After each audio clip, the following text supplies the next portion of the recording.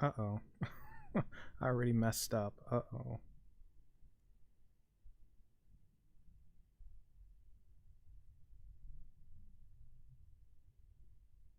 Hmm.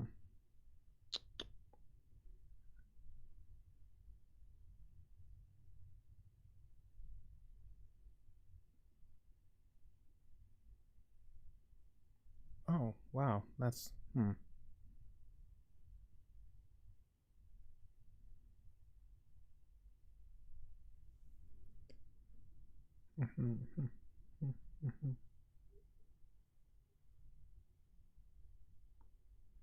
Huh. How do I fix this? I have no idea.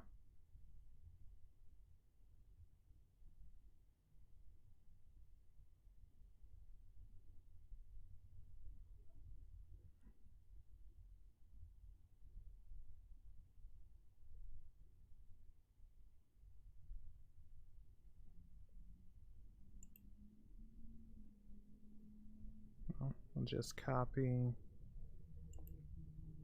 and paste.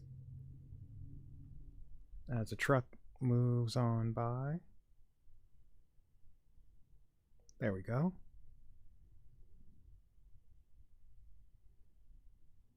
And hopefully I fixed that. Did I fix it? I do not know. Oh, hello, doll.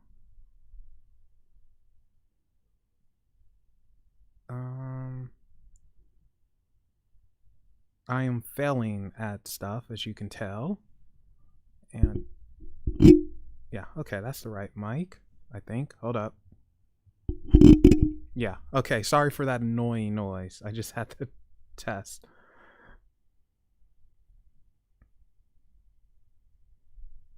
There we go. Anyway, how are you tonight? Hope it is a good one. I like I said, failing at everything at the moment. But that's my own fault. I didn't really plan to go live exactly, but hey, here we are. Well, here I am. Okay.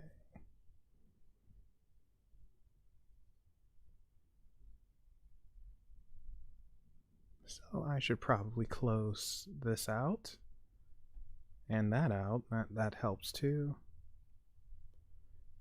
And well, yeah, I always wear a hoodie. Actually, this is the old beat up hoodie. I really should not be wearing this one, but it's so comfy.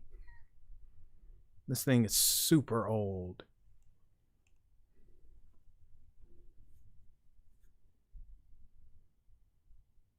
And I'm in the market for a couple of new hoodies, actually. I do want a white one, which I'm terrified of getting because I know my cat would mess it up. And I want a tan one, but a zip up.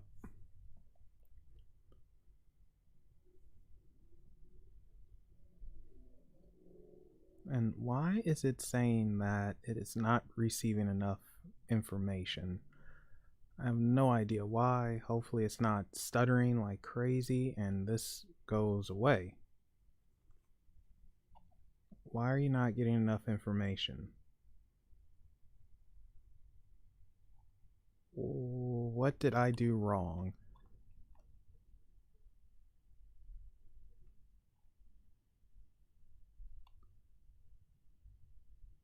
Are you going to fix yourself, or am I just speaking to myself? I'm speaking to myself, of course. So, beautiful. Oh well. Anyway, I guess I should start chatting to whomever's here. So yes, doll. Hello, doll again. Welcome. Hope you're doing good. Hope it's not too cold in your neck of the woods. It is, I shouldn't say, but for me it's freezing. It's like 60 degrees here, so for me that's cold.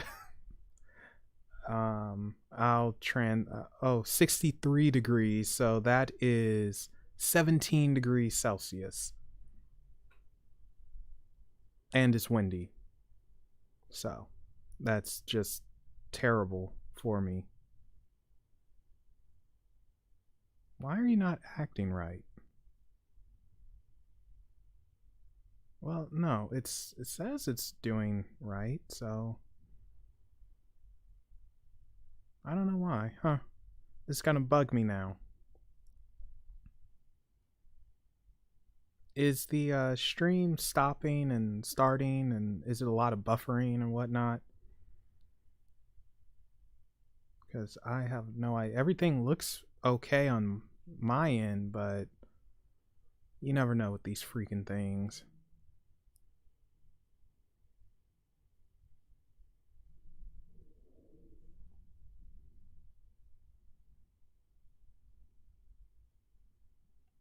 All right, let's get off of you because you're going to drive me insane. No, go away. Go away. We don't want your kind here. That could be taken out of context. We don't want your kind here. What does that mean? What's my kind?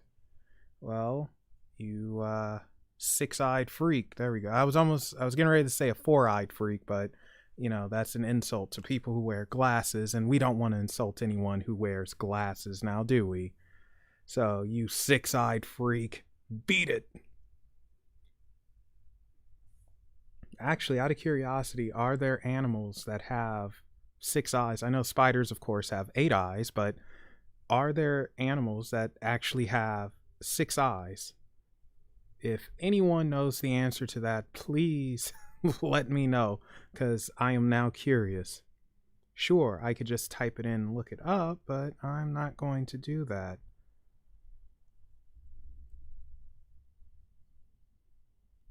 Sorry, still checking stuff, because this is being so weird.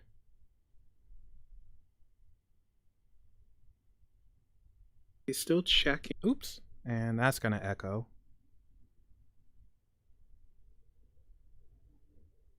No. Okay, whatever. Anyway, Happy New Year, everybody. So I have been, for the most part, fairly inactive for Unexplained, but we're about to beef it back up. So the last thing I put up was the Tell Me About Demonology, and there should be another Tell Me About It coming up soon. Tell Me About the God Particle, aka the oh my gosh, I forgot the name of it. Oh shoot. Well, whatever. The God Particle isn't its actual name. Bosson, something Bosson. Whatever. It'll come to me later. Just watch that if you want the information, darn it. And on the 28th of this month, we will have a podcast, and we're going to be live with... Who are we going to be live with? Oh my gosh, what is happening? I'm having mind farts. Mystic Salon from Two Pondering Pagans. So that's going to be awesome getting him on. Mystic is a really, really cool stand-up guy. So be prepared to learn about paganism and what a pagan actually is, because I certainly don't know. And that's my cat. And there she goes. So that'll be fun. And oh my gosh, it's very windy outside. And I think we're also going to do a Too Crazy to Believe this month as well. No Bonnie's Tarot, as you probably figured out by now. She got caught up in stuff. Darn it, Bonnie. And couldn't really get to it, which is okay. You know, it happens. And I'm trying to think. I might pull some cards. I don't know. Maybe if 4 people show up, sure. Oh, hey dice. I might pull cards later on. I don't know. If we get like 4 people, then I'll pull some cards for folks. But as far as Bonnie doing it, not this month. It'll be next month. And she will most likely... it'll be love readings for February because of Cupid's Day. What is that thing called? Valentine's. So we just need 3 more people. And then I don't know, we'll pull, I guess. Anyway, how are you doing, Dice? Hope everything is a-okay in your neck of the woods and you're not cold like I am, even though it's not really cold in comparison. And oh my gosh, I am so hungry. Ooh, so did you guys hear about this? Apparently, they discovered I have an itch. Oh, that's embarrassing. I scratched underneath my armpit, but that's okay.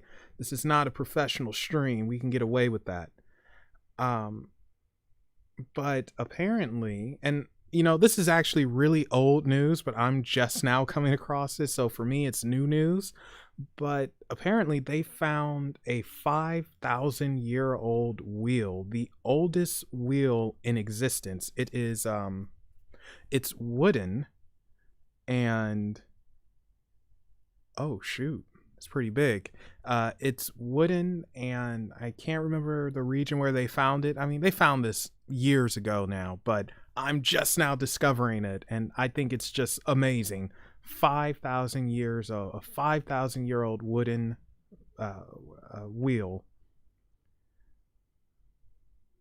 I mean, that's a big piece of selenite. Out of curiosity, where did you get something that big?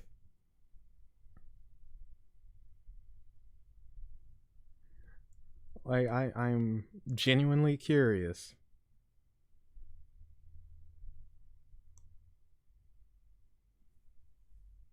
Well, yeah, I'm sure it's petrified at this point, but still pretty freaking cool. Etsy, of course, should have known. Speaking of Etsy, I was browsing on there and I was looking for a specific tarot deck, and I think I am going to add a new deck to the arsenal this year.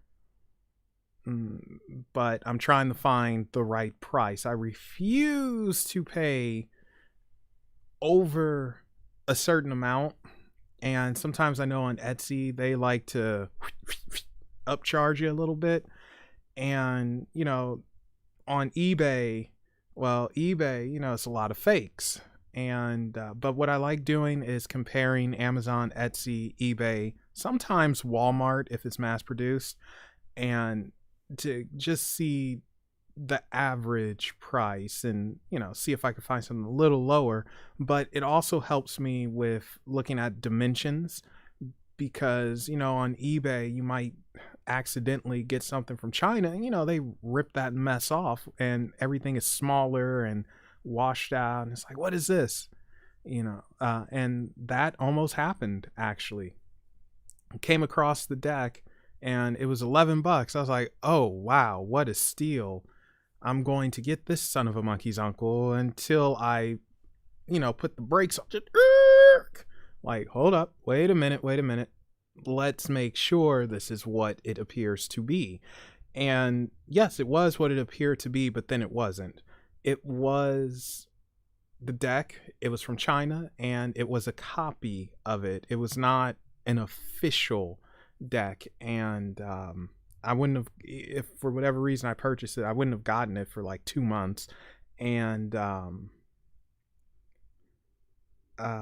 it was smaller than what it should have been, and a few other things. So it's always good to check dimensions and everything, really, just so you don't get kicked in the butt later, which I'm sure has happened to many of people. Sucks when it happens, but make sure it doesn't happen to you. And oh, now it says the stream is back in good health. So all right, evidently my cat was somehow messing up the stream. I'm just gonna blame her. It says we have two or three viewers. I don't know. Anyway, like I said, if we get to 4, if we get to 4 or 5, then I'll pull some cards. I don't know what we will be pulling for, but we'll be freaking pulling. Oh, and I should say the deck that I am interested in getting, it is called the Tarot of Dreams.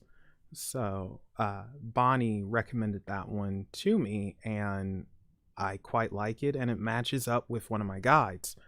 I was actually not going to purchase anything until this deck called the Conjunction Tarot was completed, and the woman is working on the minor arcanas of it. The major arcanas are completed. You could get those if you want. She's working on the minors, and I would want the full deck. I don't want just part of it. But for whatever reason, it didn't flow with my guides or how I do it. Oh wow. Well, who I think we scared them off, Dice. They left. Well, darn. Anyway, yeah, it didn't flow with my guides or anything, and it's such a beautiful deck. Like, I think it's absolutely gorgeous, but for whatever reason, with how I do the readings and everything, it wouldn't have worked, and it's upsetting because I really like the art. It's beautiful, and I know that thing's going to be expensive too, probably $70 total, but oh well. The Tarot of Dreams, however, that fits. It works. It's unique in its own way, and that's kind of what I look for with tarot deck, a slight uniqueness. That's why, I was looking at them real quick. That's why I like the Thoth, because it's something different and it's unique. And the Llewellyn, I really like the Llewellyn, the watercolors, and just how it's not bright, but it's a little bright.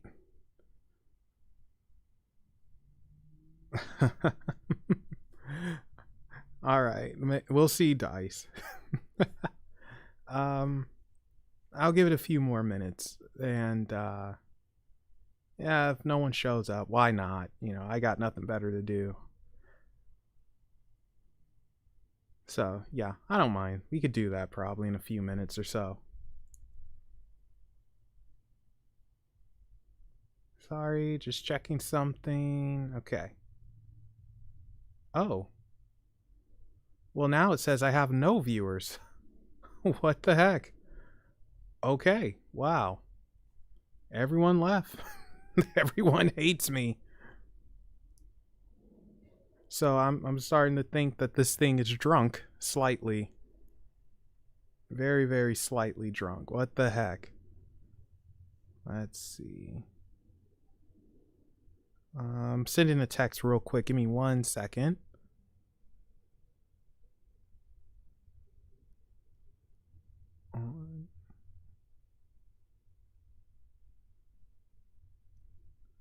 Yeah, okay. So, yeah, it's just YouTube being drunk. That's all. I don't know why it's saying no one's here, but whatever.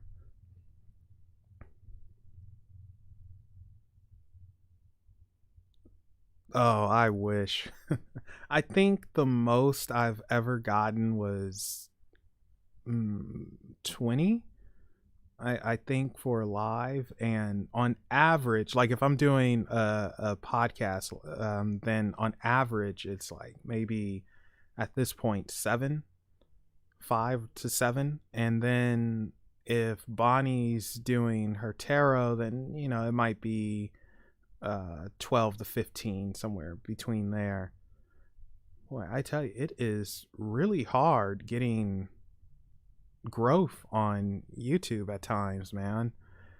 But the fact that even one person decides to stop by and hang out and yap for a bit with me, man, that's freaking awesome. Because it can easily be no one, and then I'd be talking to myself. Even the cat doesn't want to speak to me. She straight up left. She said, I had enough of your mess, Melvin. We're out. Since I mentioned the Llewellyn, I think we will use the Llewellyn, because I really, really, really like this deck. Of course, now that I say that, I realize it's probably going to be a glare, as usual, because I have terrible lighting. But, it is what it is. Let's see, is there a glare? Not too bad of a glare, actually.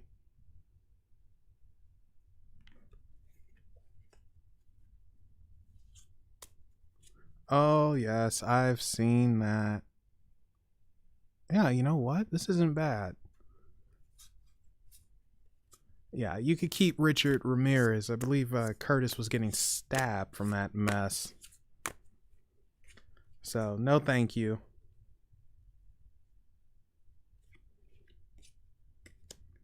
No thank you at all. Oh, look at that. Now it says it's three people, like right when I take out the cards. What's happening here? Well, no, yeah. Oh, okay. Well, I guess you guys popped up at the right time because I am about to just do some little quick readings. Yeah. Oh, okay. So let me better explain. Like, it's not that Curtis was literally physically stabbed, but from a spiritual sense, it was like, I guess Richard Ramirez was, trying to hurt him with a sharp object of some sort to make him know, like, I'm here, I'm the boss. And, well, that didn't fly, but you get me. So, yeah, I don't mean he was actually stabbed. That would be terrible. And it's not something I would talk about because that would be wrong. Okay, so yeah, that stuff, man, let me tell you, the spiritual world is no joke at times. I mean, don't get me wrong, I very much doubt you're gonna be flying around shooting Kamehameha waves, but you can get hurt. It is very possible to get hurt when dealing with spirits and whatnot. It's extremely possible. It happens if you open yourself up the wrong way and you don't know what you're doing, or you think you know what you're doing, but you really don't. So, yeah, so that stuff is legit. But, that's why I would say people like Curtis and Bonnie and Malice and um, of course, now that I want to say name, Mystic and all of them, that's why they're so important to teach and give you an idea on the real occultism and what you really deal with, and not the fantasy stuff. It's so easy to fall into the fantasy thought, I want to say. It's just extremely, extremely, extremely easy. And because I think we all want to feel like we're powerful, we all want to feel like we can do what we see in the movies or anime or something like that. And unfortunately, it's just that we know, well, that I know of anyway. It's not quite like that, you know? But who knows? Maybe when we fork over, it actually is, and everyone's a Super Saiyan. I doubt it, but that would be interesting.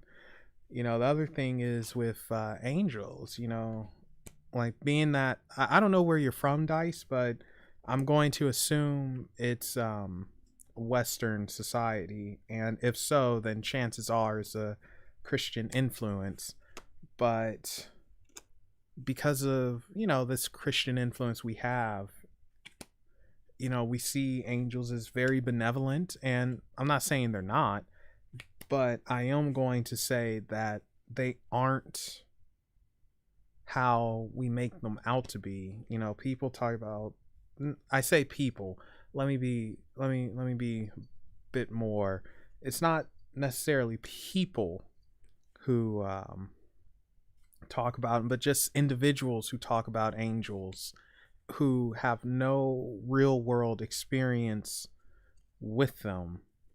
Like they are basing their information off of mythology and fantasy and what they hope they're like, whereas people who actually work with them, so some occultists are terrified of angels. Some are of course terrified of demons, but ultimately angels, demons, same thing, just different halves. Angels happen to be very, very selective. You know, they are selective beings, and they can be pricks. But anyone can be a prick. So. Oh, okay. So, all right. Oh boy, good old Georgia. I've been there a few times. Atlanta specifically. I'm not the biggest fan of the South in general, but I remember in Atlanta they had this freaking freeway that just goes in a freaking circle. You get lost on that thing. It's like, what do you do? How do you get off of this? Like, what is up with that, man? This freeway that just just goes in a circle.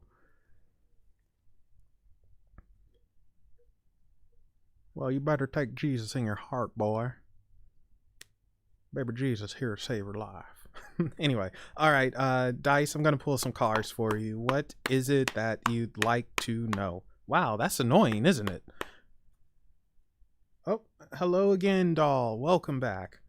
But yeah, what would you like to know, Dice? Let's see if we can get something brewing and showing and going.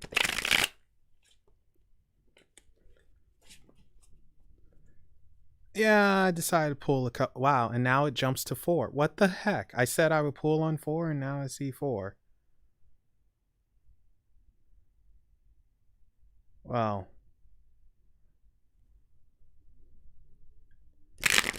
Can I get an amen?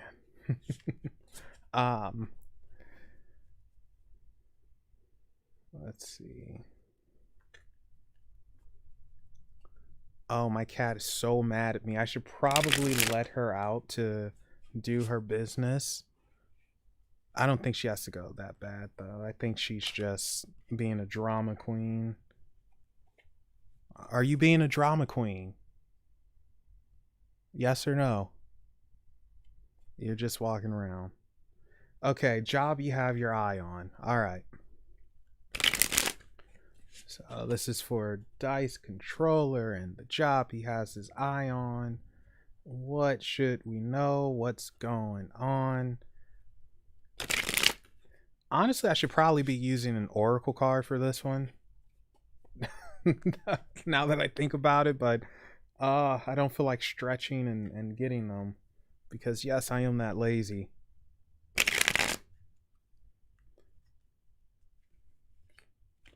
And when Jesus comes back, I'm probably going to be on the toilet.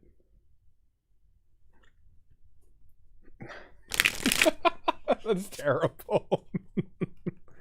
Okay, 2 cards just shot out by themselves. So I think these are definitely for you because they shot out like rockets. We will not be reading reverse cards. I don't think it's necessary. And I'll show you the cards in a second. What the heck is up with this? All right, Dice. Well, any more? Oh, I don't know if we should. Oh, should we count it or not? Okay. Should we count the 7th card or not? I'll let you guys decide. Oh, interesting. Okay. Should we count number 7 or not? It's up to you.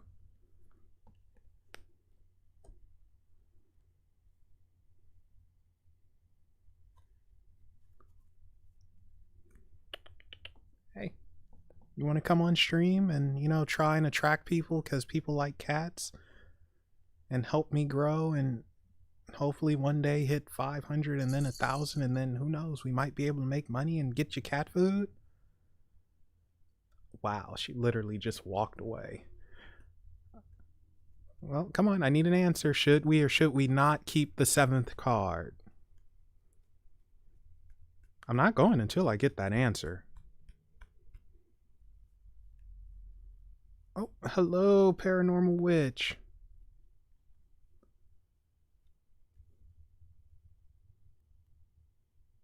Well, Dice, come on. 7 or no 7? Oh, 7's your favorite number. Okay, so we keep the 7. Let's do this. Now we can get into it. So I'm doing good, Paranormal Witch. Just decided to randomly stream and I guess pull some cards for folks. Um, Now there's that glare. Anyway, all right. So we have the Three of Wands, and this is at the bottom of the deck. So usually at the bottom of the deck, we're looking at how we're feeling on the inside, and this is going towards a new journey. You are journeying forth. Wands, passion, desire, making magic happen. So we can see wands, like literally a magic wand, like poof, it's mine. Poof, I'm gonna do this.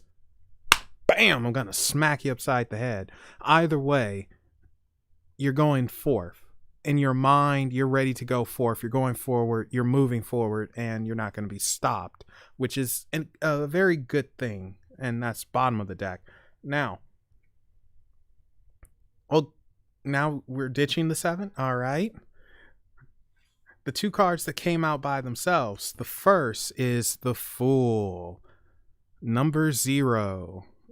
0 representing you being able to become any and everything. You can, and from a tarot perspective, we'll say if you could become the Magician, you could be the Hermit, you could be the Emperor, etc., etc. Your path has not been fully defined yet. So you can be whatever you want, and you are now starting this new adventure. So something new is coming to you. You are starting new and fresh, and you might be a little young and naive at it, but you'll grow into it, and you are making a leap. You're taking this jump. You're going forth. It's like, woo, let's do it. You're packing your bags too, so I wouldn't be surprised if you move as well. So yeah, don't be surprised if you move this year somewhat soon. That, I think that can definitely happen. But it's definitely a leap of faith going forth, going towards. You're not waiting for it to come to you. You're going towards it. And the other card that came out by itself was the King of Cups. Sorry for the glare. I will get better lighting one day. I know I keep saying that, but I swear I will get it one day. If you guys would like to contribute to that, feel free to PayPal me. Anyway, the King of Cups here, you know, it's almost like a calm in a storm. Cups being water, emotion, where we're flowing, where we're going, how we're getting there because of how we're feeling. And this is a calm, or at least you should have calm while chaos is around you.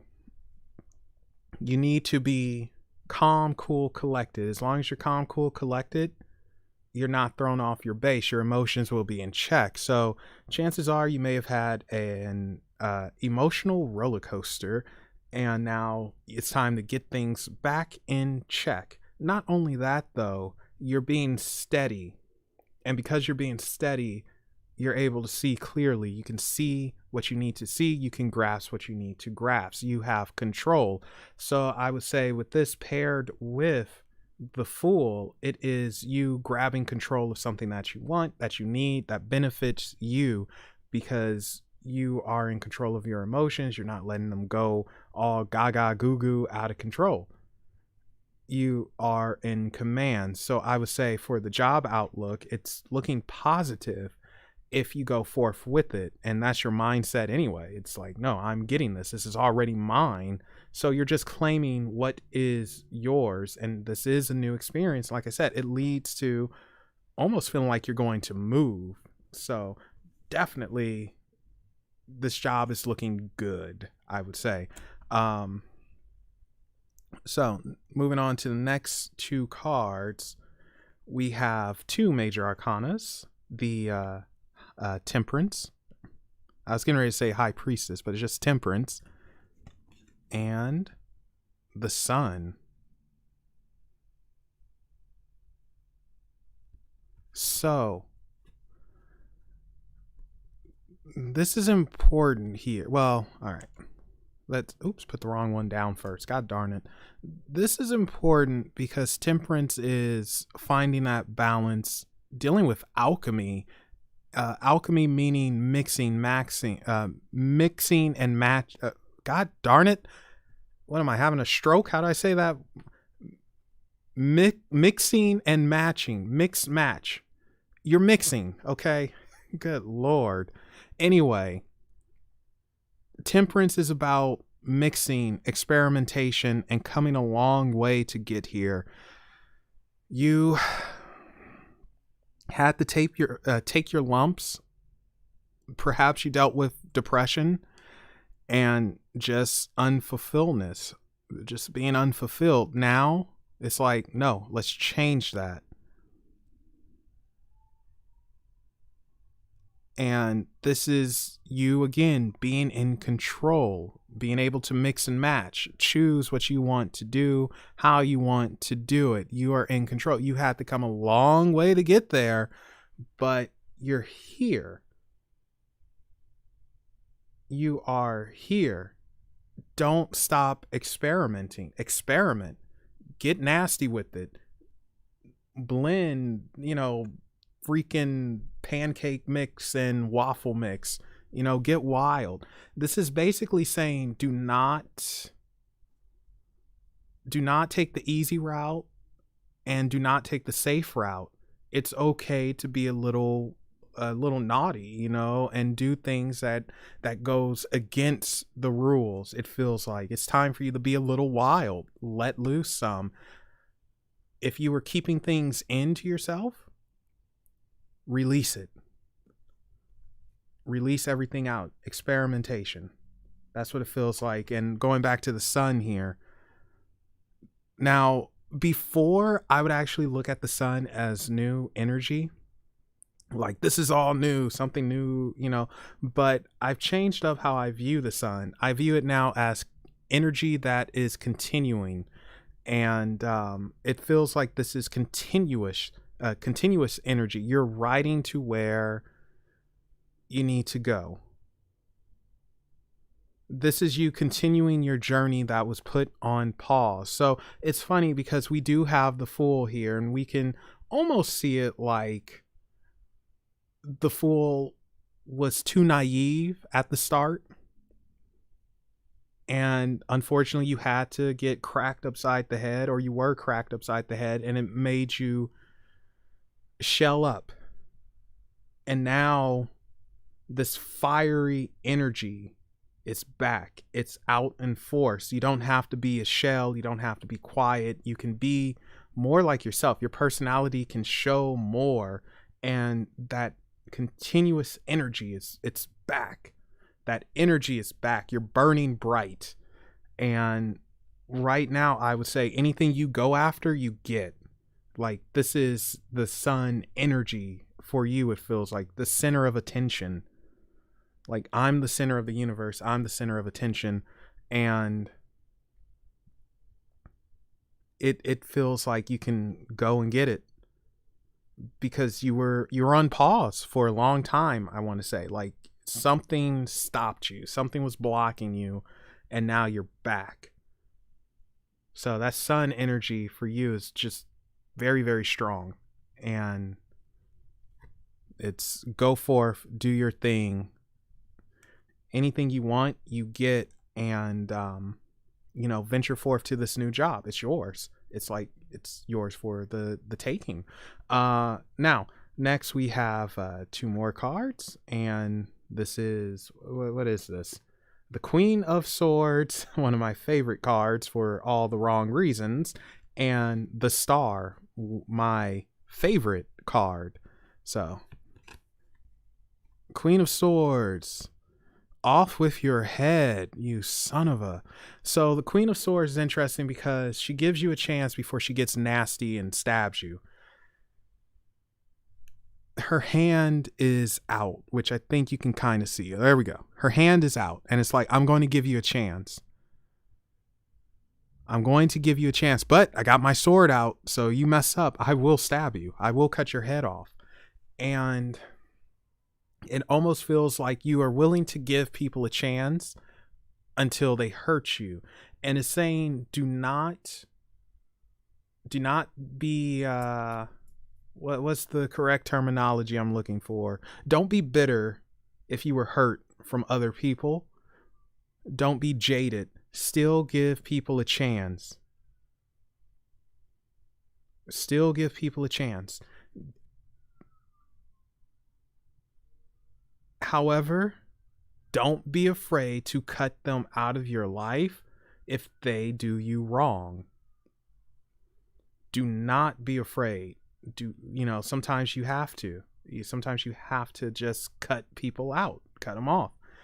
Don't be afraid to do that. But the Queen of Swords, for me anyway, it's almost saying like, I will give you a chance. Actually, we can even look at it as you having another chance. Like, this is your second chance, or maybe even your third chance, but you have a shot. Don't blow it. Don't let someone else dictate your rules. Do not blow that. And then, of course, the star, like I was saying, my favorite card because of what it represents. And this is hope. Wishes, hope, things coming into fruition, your wish being granted. But it's always a but, isn't it? But I'm also seeing with the star, sacrifice. What are you going to let go of so you can move forward? And when I say sacrifice, I don't mean like literally going out sacrificing a pig or whatever. It means that if you're holding on to something, let it go. It's in the past. It's over. Let it go. And accept and allow this new energy, this new work in this case in. Don't let the past dictate your present, which changes your future. Control your present. You dictate your future. But with the star here, you're definitely leaving mess behind and you're going towards your wish. Your wish has been granted. That's what it feels like. Your wish has been granted. Oh man, I kind of want to say it all cool and movie-like. Let's see if I could do it. Your wish has been granted. Nah, that wasn't too good, but whatever. It works. So there we go. Right on. And the seventh card would have been the Four of Pentacles. So, be stubborn and watch your money.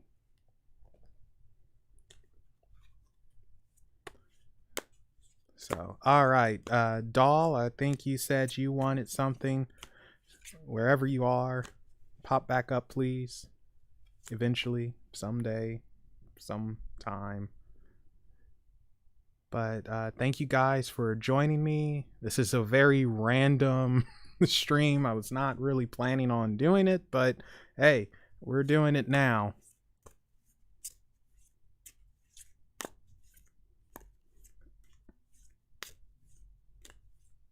And sorry, I was looking at something else real quick because that's what I do.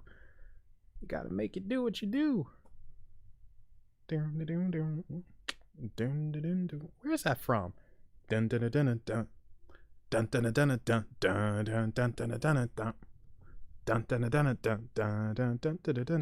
Where's that from? That's from Gran Turismo 2. That's where that tune is from. I knew it would come up to me in a second. Oh man, gosh, I'm aging myself. If you guys don't know, Gran Turismo, well, it is a PlayStation racing game. Yeah, well, I like my intros, Doll. But anyway, what would you like to know? I'm probably gonna pull an Oracle card for you, Doll. I'm feeling Oracle.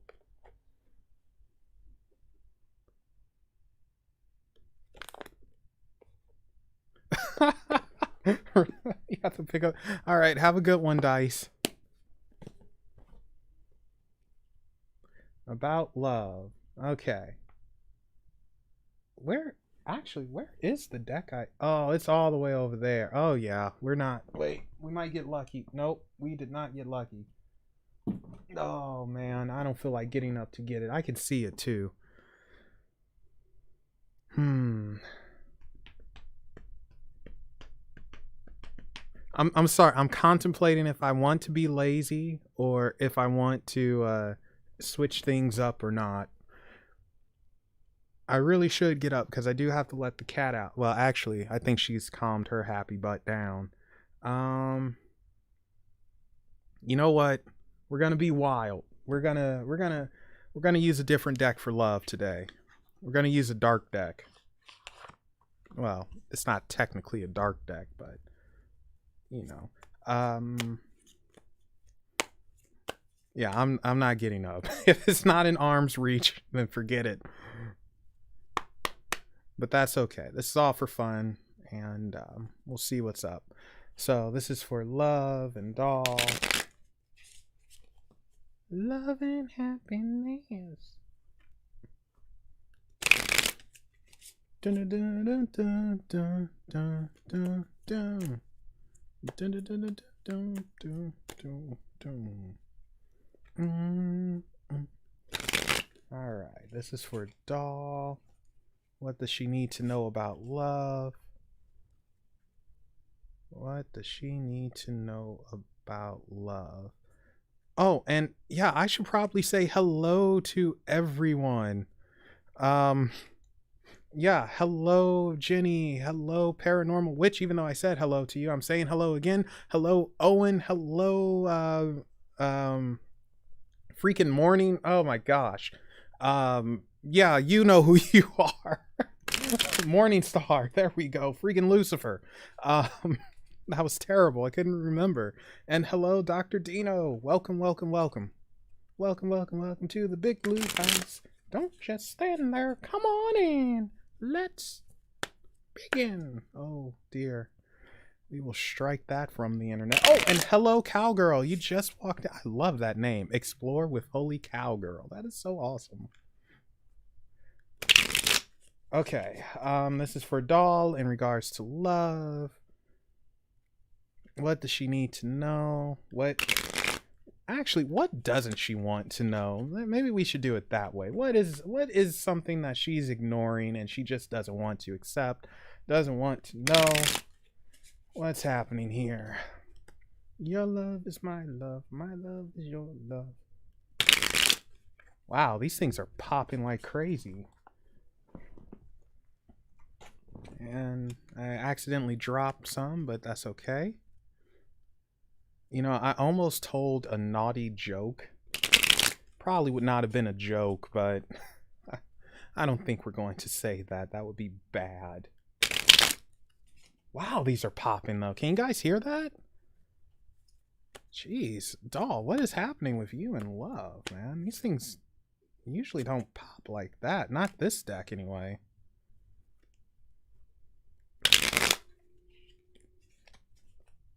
Oops, wrong screen. There we go. All right, let's give it one more, and we'll see what we can see with love. Ho! Card just shot out like a freaking missile. Interesting card to come out, too. This card, like, for a reading I did last week, or maybe week before last, this thing kept coming out. I'm not going to spoil to say the card just yet, but man, this thing is haunting. It's stalking me. All right, what do we have? And again, I will not be reading reverse cards in this one. It's no need for it.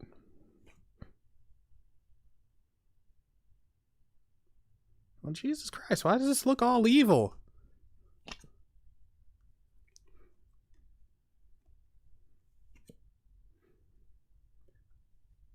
Nah, it's more like the card for you. It's not for me.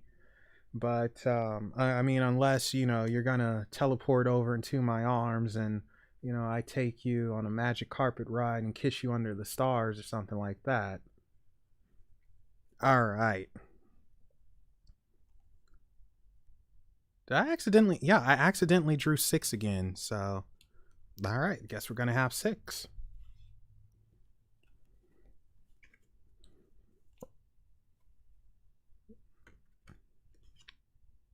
I like cheating and seeing. Well, that's because you just haven't had the right one yet.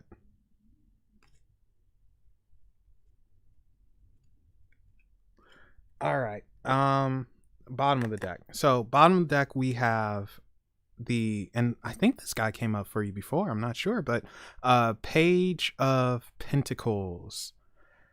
So Pentacles are earth element, so stubbornness. That's funny. Immediately stubbornness, but also finances, money and sensuality, commitment, I want to say. The pages, they all tend to bring a message. They're usually messengers, usually. And this one's probably no different, marching at the beat of his own drum, a little goofy. It's like, oh, well, I don't know what I'm doing, but I'm doing it. Woo-hoo! And, well, I wouldn't say it's a block. I think this is just it's a slow message, or at least because it's at the bottom of the deck, this might be how you're feeling. It's a slow message. Like, it's just going too slow. I want faster, darn it, because someone's impatient, but it's like, well, it's been long enough. I can be impatient. I've earned that right to be impatient. But yeah, so it could be you feel things are going too slow, and it's like when, because you're probably a sensual person. Sensual meaning you like to touch, you like to feel and do things with, not necessarily do things in a virtual sense. It's like, I want to feel you. I want to feel your touch. I want to hear your words in my ear. I want to be with you, so it's very strong sensuality.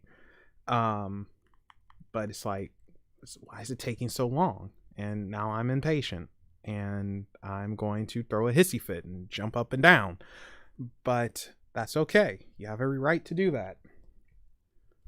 So, card that is stalking me, Wheel of Fortune, meaning that, well, you can make your own fortune. Like, that's the thing about the Wheel of Fortune. Sometimes we could say, like, oh, it means you have good luck coming, and oh yeah, oh no, you got to be careful, it's in reverse because it's bad luck. But in this sense, I'm not seeing it that way, especially because somehow I accidentally spread it away from other cards. This is, you're going to have to make it happen yourself. You have to create your own fortune, and you have to make it happen yourself. You are probably going to have to take steps you don't want to take. Hello, Bonnie. The Texas witch has joined us. Bonnie, you got a sarsaparilla. Anyway, yeah, I think you are going to have to take steps to make it happen now. And the thing is, this is probably going to be the last hurrah. Meaning that it either happens or it doesn't. This is it. This feels like it's the last straw. So you're going to have to make it happen. It's on you. You are now in control. So it's almost like put up an ultimatum, but then not put up an ultimatum. What are you going to do? Like, do you want a boyfriend? Okay, well, get yourself one. I'm sure you're not a bad looking chick. You probably know how to shake your bum like the rest of them. So do that, because it's not coming to you. At this point, I don't think it's coming to you. You have to go to it. You have to make changes. You have to adapt, and you have to make it happen. And when you do that, then your fortune comes.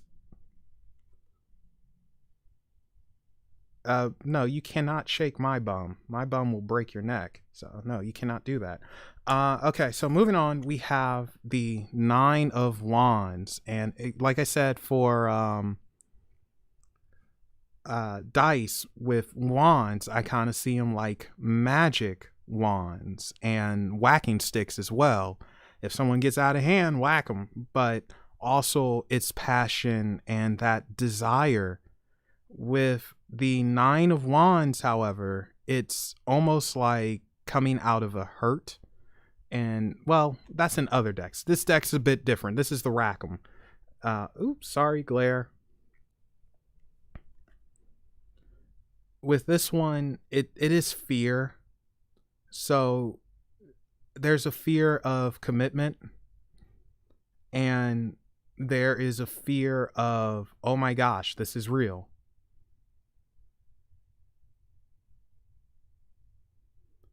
So it's almost like paired with this 10, good Lord, paired with the Wheel of Fortune, it's almost like you have to combat that fear. You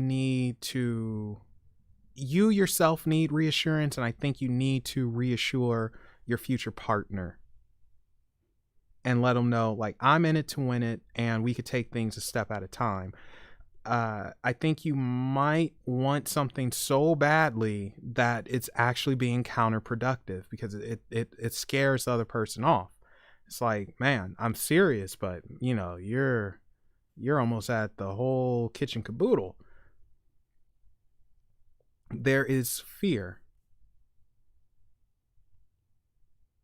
That's our stoppage. It's fear and hurt.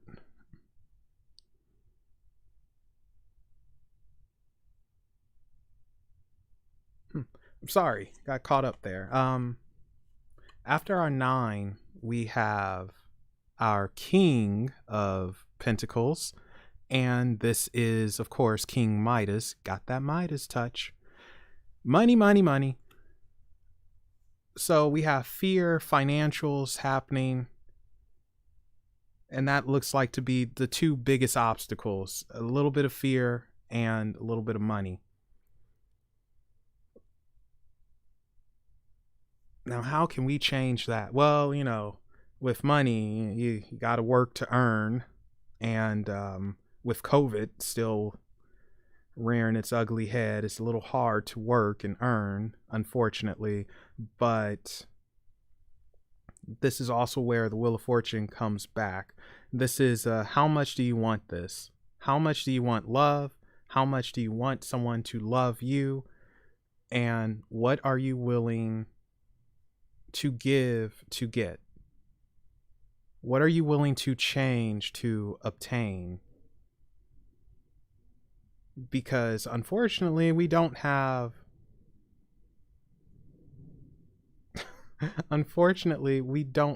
the King Midas touch. We can't turn everything into gold. Oh gosh, I don't know. That's probably not a good thing, actually, now that I think about it, turning everything we touch into gold, because that means we wouldn't be able to touch you, in this case, being that because I think you're sensual, wouldn't be able to touch someone. But financials, I want to say, are in the way, and it is a stubbornness. It is refusing to adapt and change with the situation, and having more patience. A little more patience is required. But there is a change and adaptation that needs to happen, and not want something so much that it's counterproductive. It's okay. So I'll just say it from a guy's perspective. Sometimes a guy just wants to get laid so badly that they get anxious and nervous and they blow everything. Like if there's a chick who who's interested in them, and they just get overly excited because they want it so badly, and they mess up their opportunity. It's almost like that. You want something so badly that you will push it away. So it's like, calm your happy butt down, and don't be afraid. Like, if something doesn't work, it doesn't work. Don't be afraid of that. Don't be afraid of heartache. And just let it happen. within your control, because again, you are going to have to change up stuff with this Wheel of Fortune. Nice guys. I don't know about nice guys, but you are going to have to change things up a little bit. Okay. So, next up, yeah, this is definitely a make or break. We have, I'm going to try to do both of them here. Again, glare, sorry. We have the Four of Wands and the Knight of Swords. God darn it, I put the wrong one down. I'm trying to be cool. Does the Knight of Swords not look freaky? Like, good lord, man. I don't know if you guys ever played The Witcher or read the books, but it's like the Wild Hunt. Anyway, the Four of Wands I like, because in this deck anyway, because it's almost like looks are deceiving. In other decks, it could be looked at as a marriage card. It could be looked at as a type of ending and getting your dreams to come true and happen. In this, it feels like looks are deceiving. And your happiness, your love is in front of you, but you're not necessarily giving it the chance you need to give it. Looks are deceiving. And again, wands, passion, desire, and you might need to get cracked upside the head with a wand, because it's something in between. It's not quite desperate, but it's not like at that level of, oh yeah, I'm cool and calm about it. Not desperate, but like right below it. And you just need to be a bit cooler. You put your energy out there, and it's going to come back to you when it comes back to you. You know, you can't force it, but you can change how you handle it. You can change how you obtain it. And you are going to have to walk a little bit for it. You know, it's not just going to come to you for whatever reason. It just doesn't work that way. You have to go to it. You have to go to it. You have to go to your love. Your love is not necessarily coming to you. You have to go to it. But looks are deceiving. What you think you want, you don't want. You're going to find it elsewhere.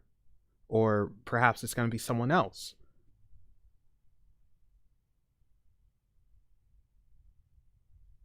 Oh, you're going to have an evolution this year. Okay.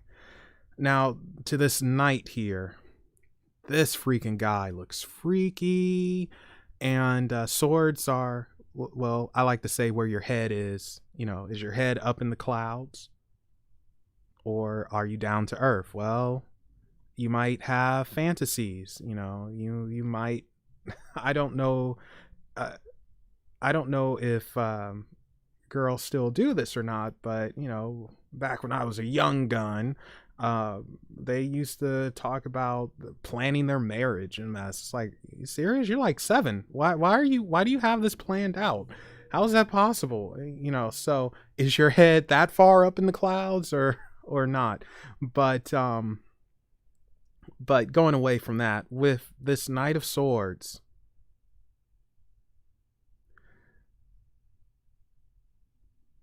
okay, so with the Knights, I like to look at it like this. The Knight of Pentacles is overly cautious and he moves too slow, but he gets there with your possession non-broken. The Knight of Cups tends to be the most balanced out of them. He gets there on time, not late, not early, on time, and whatever he is carrying, it is safe. The Knight of Wands and the Knight of Swords, however, they're something different. The Knight of Wands will get there extremely quick and things will probably be damaged and they will say, oh yes, I did a good job, didn't I? Whereas the Knight of Swords, I would say, will eventually get there, but their head is up in the clouds, so they might take a wrong turn left and get sidetracked and all of that. In this case, it feels like it's a sidetrack. It's, you think you're going in the right direction, but you're not. You're going in the wrong direction. You are, again, wanting something so badly, you're messing it up for yourself. And you're missing the signs that you should be seeing. I would definitely say take a step back and reevaluate some things.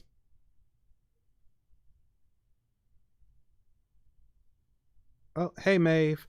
Yeah, take a step back, reevaluate some things so you don't actually run past your destination. You're moving, I'll say that. That's a good thing. You are moving, but it's just you're going the wrong way. You're going the wrong way. You need to slow down, look at your map, and make sure you know which way you're going. So basically, I would say figure out if you want love, if you want the idea of love, or if you want companionship.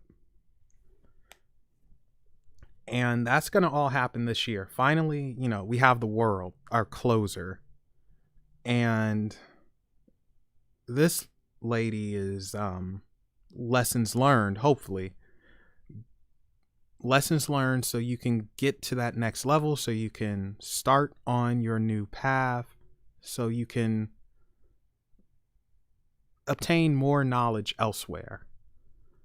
So you're going to have your choice. Either you're going to get your love, like literally this year, it's going to happen, or you're going to come to the realization that you're either not ready for it or you don't want it yet. You're not there. Either way, this ends this year. You are at an ending. You will approach an ending when it comes to love. I don't know if it's going to be happy or not. You know, don't ask me that. Don't ask me who the guy is. I don't know. I just know that you're going to have to travel, and it's fears that need to be overcome, and it's stubbornness that needs to be overcome, as well as flexibility that needs to be obtained, and really reevaluation and trying to figure out, like, do I really want this? Am I really ready for this? Or am I not mature enough for it yet? Because it looks like you, at the very least, you know you want it, but do you need it?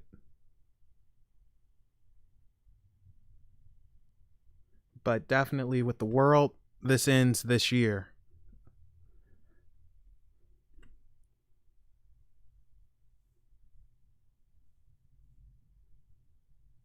So there we go. Boop, boop, boop. Anyway, again, I hope you all are having a very good night or day wherever you are. I don't think anyone is here where it's daytime. I think it's all night where everyone is at. And if it isn't night and it's day, well, share a picture with me and just send it to like Twitter or Instagram or something. Oh, I should probably start plugging those more, shouldn't I? Well, one day I will, when I'm not old man Melvin. You're welcome, doll.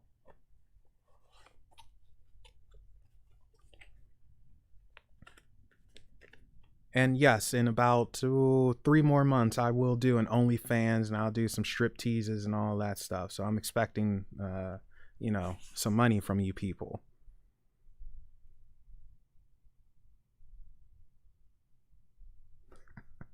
You know what? When is April Fool's? In a couple of months? Yeah, yeah, maybe as an April Fool's joke. Okay, so would anyone else like something, or are we good to go? And I'll just yap my ear off for no reason. Yeah, well, I'm just bad with social media, Dr. Dino. Like, I forget all about that stuff. You know, it's like, oh yeah, click the Instagram, and oh yeah, go to Twitter, and you know, what am I going to do with this? Paranormal witch? Okay, you got it. Anything specific you want to know, or let the cards fall where they fall? You know what? Since you have witch in the name, I think we'll use the Witch's Tarot. Ah, there we go. Use the wingspan.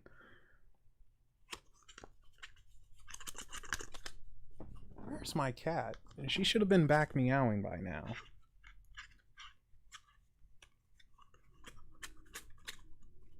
Come out. There we go. Bonnie, are you still here, or did you leave? I think she left. She left us, didn't she? She doesn't want to hang out with the cool kids. She's going to the loser club.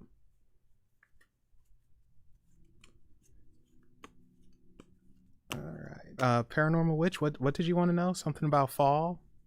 Well, what's happening here?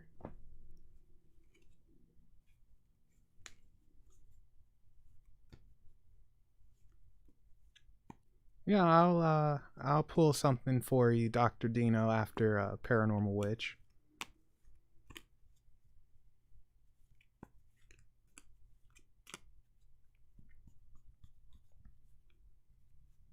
Oh, let it fall. Oh, okay. All right, so we're using the Witch's Tarot for you, since you have witch in your name, and well, you know, witch and witch. Sorry, said something in my head that would have been terribly inappropriate. Um, I mean, it's not inappropriate, but it could be taken as inappropriate. So, you know, I'll keep it PG instead of PG-13. All right, so this is for Paranormal Witch. And we're just going to let them fall. That was weird.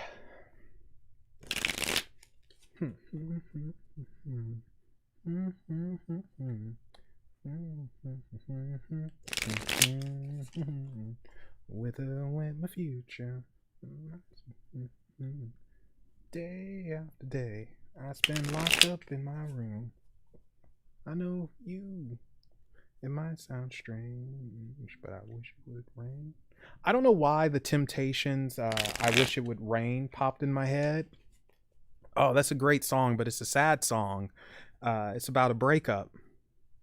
And, you know, just being depressed and sad over losing someone that you love. Mm-hmm. Great song, though. I recommend everyone listen to it. A man is supposed to cry. It's a shame what happened to them.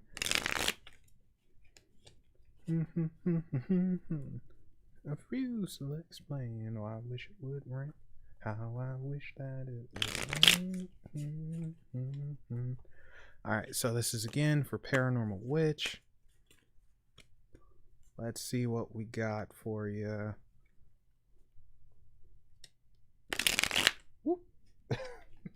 I think I need to redo that. I kind of messed up. It's no kinda. I messed up. Alright. There we go. That was better. Oh.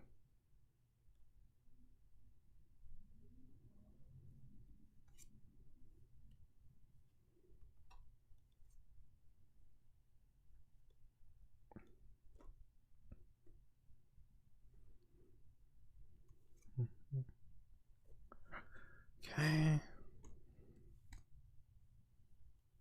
And again, I won't be reading reverse cards in this.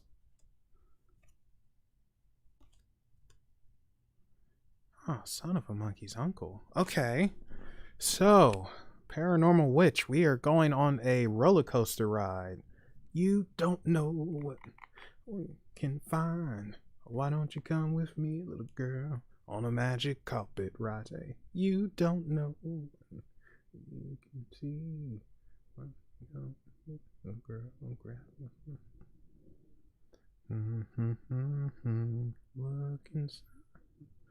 Okay, sorry. Anyway, bottom of the deck we have, who are you? The shadow side? What? The devil. Essentially, this is the devil. And well, we always got to be careful making a deal with the devil. So, and the devil's in the details. Contract work, essentially. And sometimes we are afraid of the devil when really should we be? Because what if we are the devil? So, since this is at the bottom of the deck, it might be how you're feeling. And it's almost like a feeling of dread and anxiousness. And you just want to get away, want to run away and not face the issue. The thing is, though, you may as well hear what the devil has to say. Hear out all possibilities. It doesn't necessarily mean sign up, just hear him out so he could be gone. So there's a lot of nerves and anxiousness, and it's causing you to become fearful and panic and mess you up. Not a good thing. So I would be very cautious with that. You're going to have to calm yourself down and speak to the devil. Confront the devil. Confront the devil with the power of Jesus. Can I get an amen? Confront the devil and calm your nerves to see that it's not what you think. What appears to be the devil is probably yourself, and you're afraid of yourself. You're afraid of. Oh, now Bonnie's back. Now you're back to the cool kids, huh? All right. Well, yes, Bonnie. I'll pull some cards for you.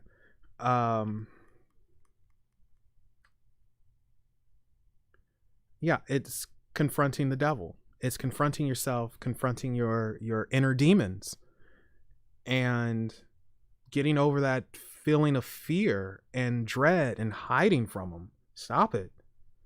You're just going to drive yourself insane and give yourself headaches, and headaches suck, man. No one wants a headache. Aleve is not going to cure this headache.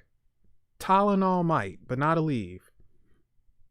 Okay. Now let's go to the top of the decks here. So this is the cool thing. We have triumph. So you're heading towards an ending triumphantly. So this is the Six of Wands. Wands again, making magic happen, wishes happening. And this is not fulfillment, but accomplishment. There we go. That's the word. Accomplishment. Riding towards that sunset. Accomplishing your goal. This year, goals get accomplished. You're accomplishing your goals. And that leads us to the Three of Wands. Again, movement. Now, the Two of Wands is usually planning, but the Three of Wands is doing. So we have two very powerful cards here. You're doing. You're a doer. And you're moving forward with your accomplishments into a sunset, into an ending. You're going in the right direction towards this ending, and you're doing it the right way. Your wishes will be granted. Your wish is granted. So your wishes will be granted. But you can't lose confidence in yourself. And that's where we go back to the devil. You are the devil, I know, lowest of the low. You took the life right out of me. So we got to get rid of that mindset. That's the problem. Your own mindset is what's kicking you in the butt. But you are riding towards accomplishment and doing the things you're supposed to do. You're doing it the right way. It's very positive in this regard. Now we're going to go to some of the bumpy stuff. And we have the Five of Pentacles. And even then, not necessarily bad. And then the Three of Swords, heartache. So our Five of Pentacles are things look worse than what they are. You have to survive. This is survival. But even then, there's still hope. There's still something to cling on to. No matter how gloom and dead and empty it might be or seem, there's still hope. Do not lose your hope, because there's still growth here. You're still growing. Oh, hello, Malice. Welcome. You're still growing. There's hope. Do not lose your hope when things look grim and bad and you're cold and annoyed and beat down.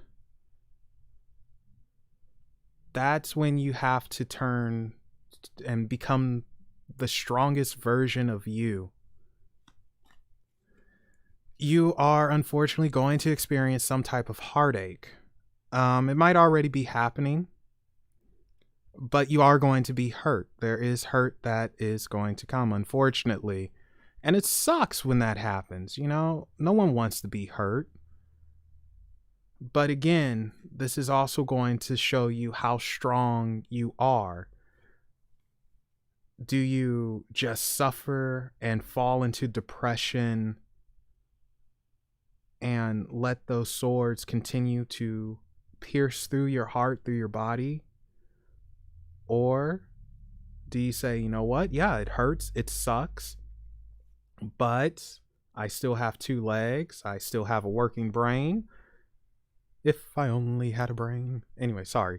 And I can move forward. That's the important thing. For you, it's moving forward. It feels like this is your biggest lesson, and that's not to let yourself down. And don't quit on yourself. Keep moving forward. Oh my gosh, I feel like I'm getting teary-eyed, because it's like, man, it's stuff that stopped you from moving forward, and you have quit on yourself. And you shouldn't have. You should never have quit on yourself. That's the worst thing you could have done, because when you quit on yourself, you get nothing. And it's one of the most lonely, I can't speak apparently. That feeling of isolation and being lonely sucks. But it looks like you're overcoming that. And like I said, you are riding off into a sunset and ending in a good way. You know, you're doing things right. And you are proving to yourself how strong you actually are, which I think you needed. You know, you have to be reminded that you're not a weak woman, not by any means. You just have to get out of that, I'm afraid of the devil. The devil is me. I'm afraid of the mistakes that I'll make. They'll come back and haunt me. What if I don't do this right? What if I do this wrong? Don't be afraid of that. Everyone does something wrong. Everyone messes up. It happens. But keep going. Finally, and we're going to end on a good note. Yay! We have, well, again, sorry for the glare. I will get good lighting one day, I promise. We have the Four of Wands and the Ace of Cups. So again, wands, I like to look at as magic wands or a whacking stick, and wishes coming true. And cups, aces, I like to see as it's the universe saying, all right, here's your chance. Here's a little gift from the gods. It's up to you to use it or not. And we can almost look at the Ace of Cups as your cup has runneth over.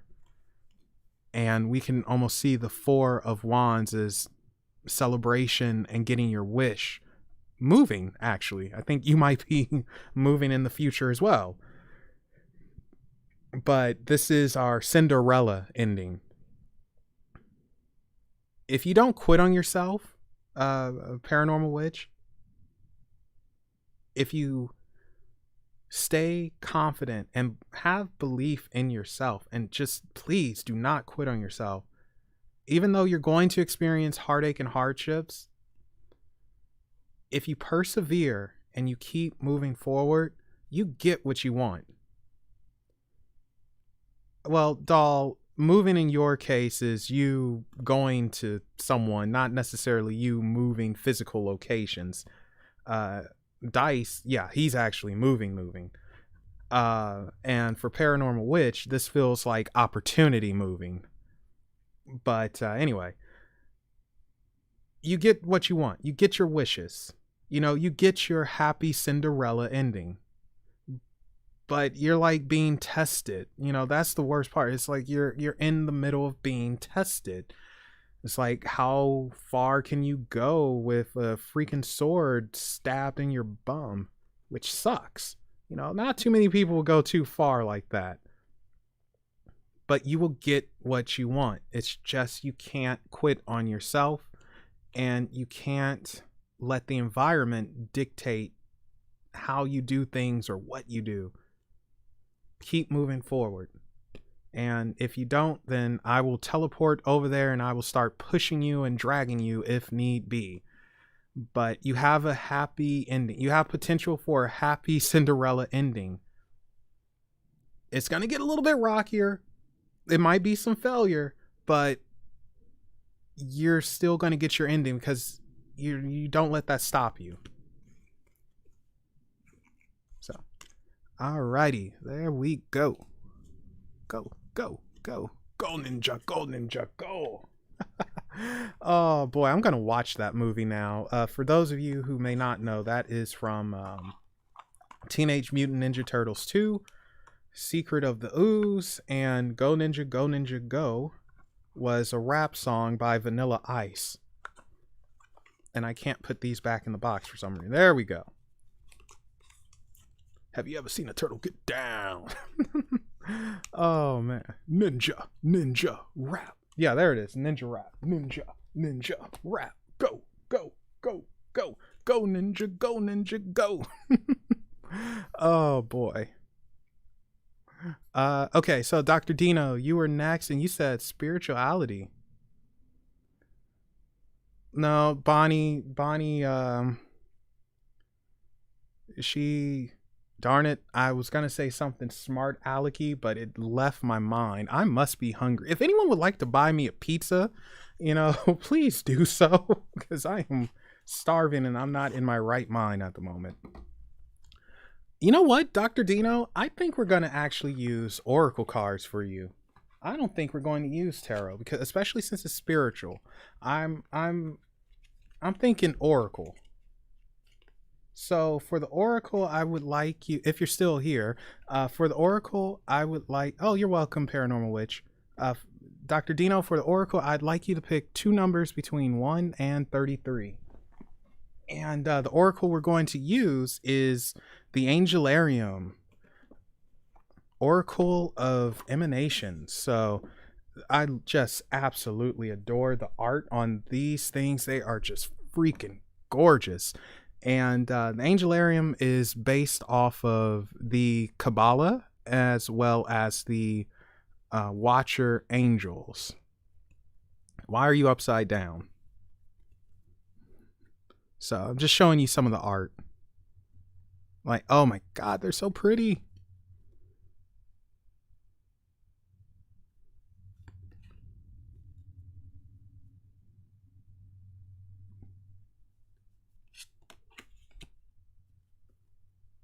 All right, 13 and 18.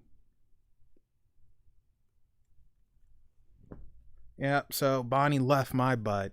She was like, I don't like the dark meat no more. I want me some of that white meat.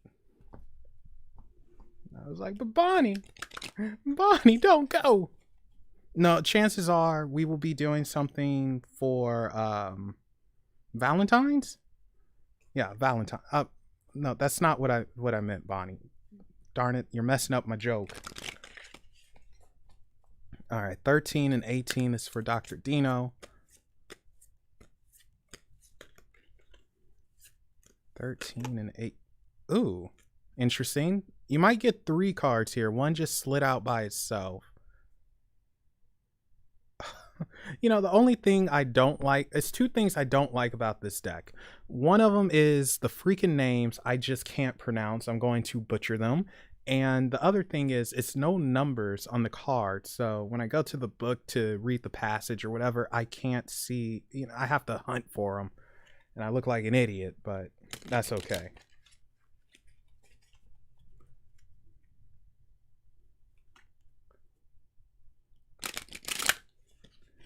All right, let's give it one more here. Dr. Dino, 13, 18, then Bonnie. 13, 18. Am I thinking 18, 13?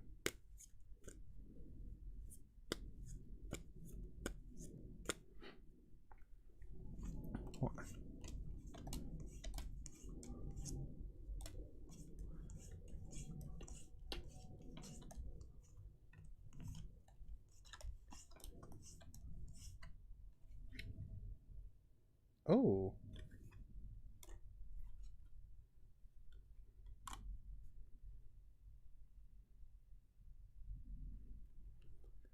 Okay.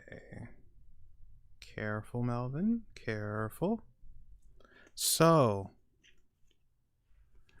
like I said, you're going to have 3 cards since one flew out on its own.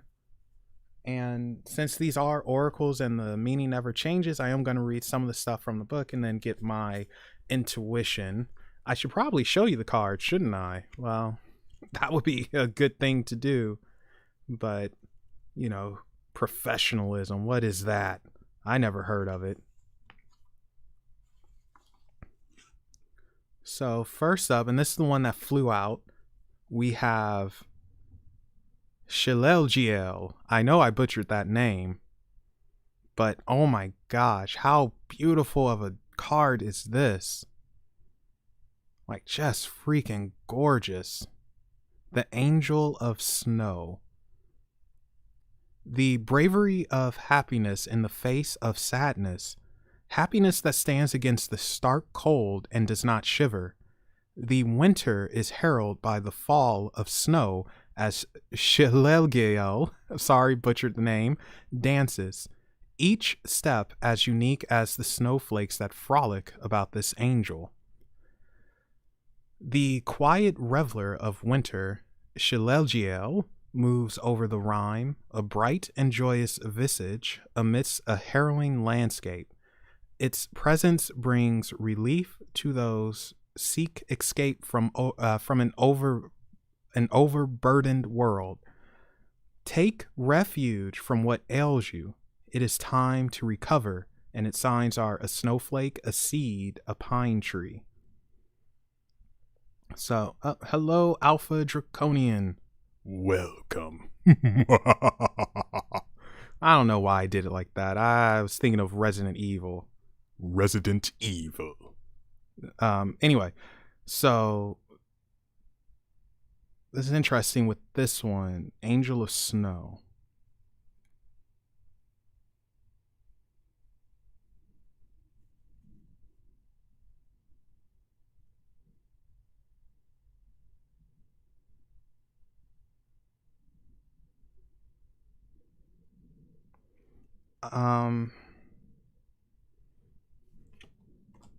I'm sorry, I'm just rereading this. And it's interesting because it's almost like, well, like I said, a period of rest, which is interesting. Getting out all your stress before you start doing something grand. And looking at her, she does, let me bring it back up. Looking at her, she does look like she's dancing.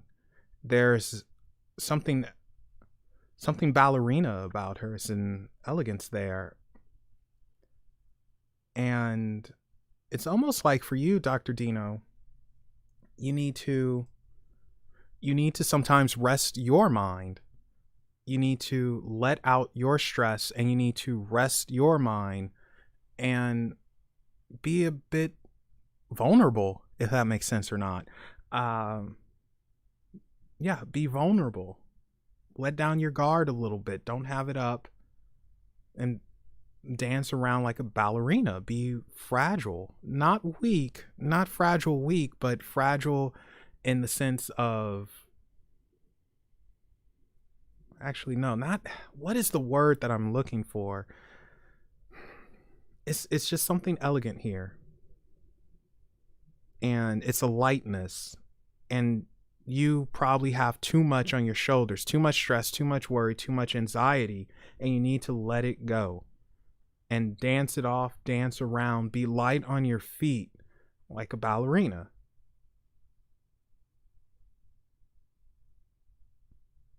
Let go of stress. Graceful. There we go. That's the word. Thank you, Bonnie. Be graceful. You know, it's almost like you're too heavy. Be graceful. You know, dance around. Be light on your feet. Feel good. You know, I don't know if you deal with depression or not, but it's like, you know, feel good. Be good. You know, get a smile going.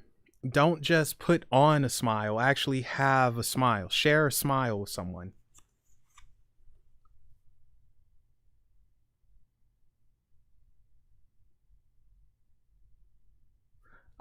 Okay, so next up, going into the Kabbalah now with the emanation. Again, name I can't pronounce, but we're going to try anyway. Chakma, the right eye, wisdom. Again, just beautiful. I just love the freaking art. The right eye, wisdom. Let's see what we say. What do we have here? Again, should have put numbers on these. That's the only problem.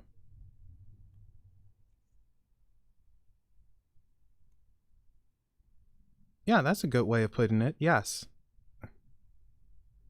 Be a warrior in a garden, not a gardener in a war. Oh my gosh, I can't find this guy. Why can't I find you? You're the right eye. You should be up front, right? Heart, beauty, judgment.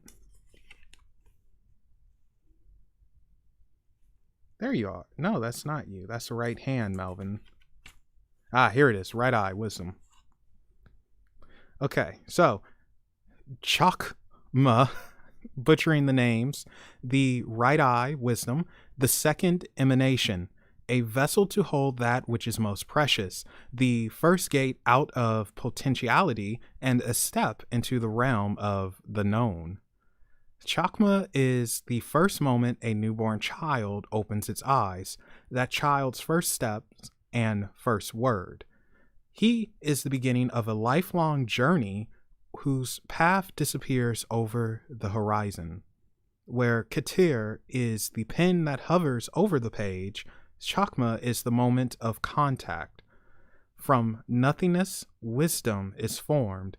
To have insight into that which is not known is a gift that is not bestowed lightly. I see where this is going. Descending from the summit of the tree, we see its duality begin to form. Chakma sits atop the pillar of mercy, forming the first masculine aspect of the diagram. Its partner, Bina, opens next to reveal the two eyes through which we see the world, and he's found in birth, intuition, subconscious. So I would actually say with this is going to sound very odd, but be less logical and more intuitional. I can't speak. What is happening? Trust your intuition more. Intuitive.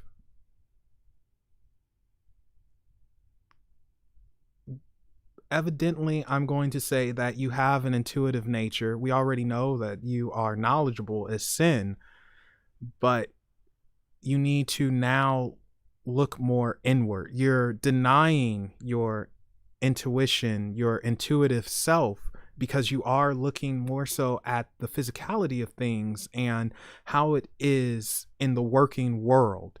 Whereas it's time to go beyond that and trust within yourself to see things beyond that physicality, beyond the physical world, beyond what you can touch, and more so go into it with what you can feel. How do you feel? What do you see? Not what you see in front of you. What do you see beyond what's in front of you?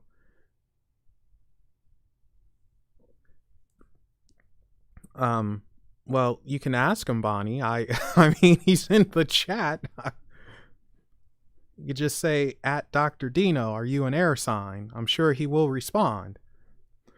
Yeah, but it is trust your intuition more. It feels like you have people say gifts.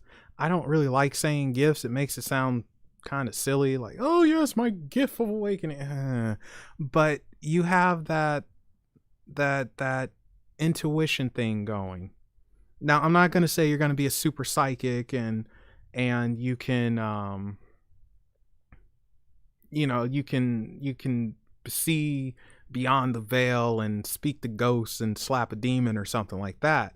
But I am going to say that you might be blocking off or maybe not fully accepting that you are able to feel energies.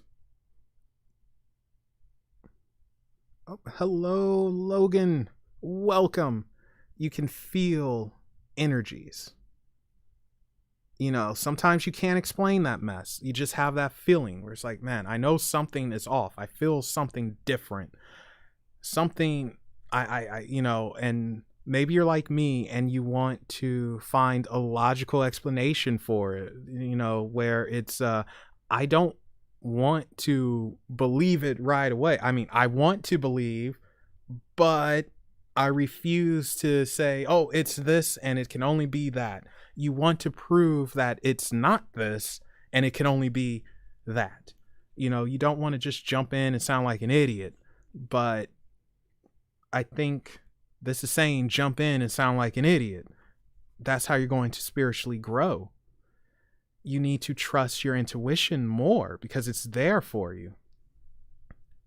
And that could also go back to this angel of snow here, to where you're so guarded, to where, you don't want to be wrong on something. And that's the problem when it comes to seeking knowledge. You want to have all this knowledge and share this knowledge, and you don't want to be wrong about it. And then when you switch and you go with your intuition, you go with your feelings, your gut instinct, that inner voice, whatever you want to call it, it has a high potential to be wrong. And you don't want that. That's a scary thing. And usually if we're wrong, we sound like morons. It's like, I don't want to sound like a moron. But I think this is saying, don't worry about that. Open yourself up because you have it. You can feel that energy. And it's only going to get stronger and stronger. The more you deny it, the stronger it's going to get. Deny meaning like shut it down, pretend it's not there, look the other way. You have to be a very special kind of person to ignore things like that. Not everyone can do it. I think very few people can do it. And even then, who knows? They can only do it for so long until something comes around and pimp slaps them and say, yep, you're doing it now. So I think spiritually, you are going to have a type of awakening. And your eye is going to open. It's very interesting that this is the right eye, wisdom. You're going to obtain wisdom beyond the physical world. You're going to obtain it in a spiritual sense. No, I don't pimp slap anyone. All right. Next up, we have, again, another name I'm going to butcher, but Malkuth, ground, kingdom. Again, I just love the art. Oh, again, guys, this is the Oracle of this is the Angelarium Oracle of Emanations by Eli Minaya and Peter Mahabrocker. I butchered those names, but man, they are just, this deck is, I love it. Anyway, Malkuth, ground, the kingdom. Yeah. So I believe this is the guy who holds everything together. This is the base. This is what the glue. And it's about finding that balance. I have that feeling because I can't remember what all of this stuff says, but we're about to find out something. Here we go. The 10th and final emanation, the physical world in which we live, the domain of mankind. Malkuth is an emanation of emanations, the culmination of the many aspects that form the tree of life.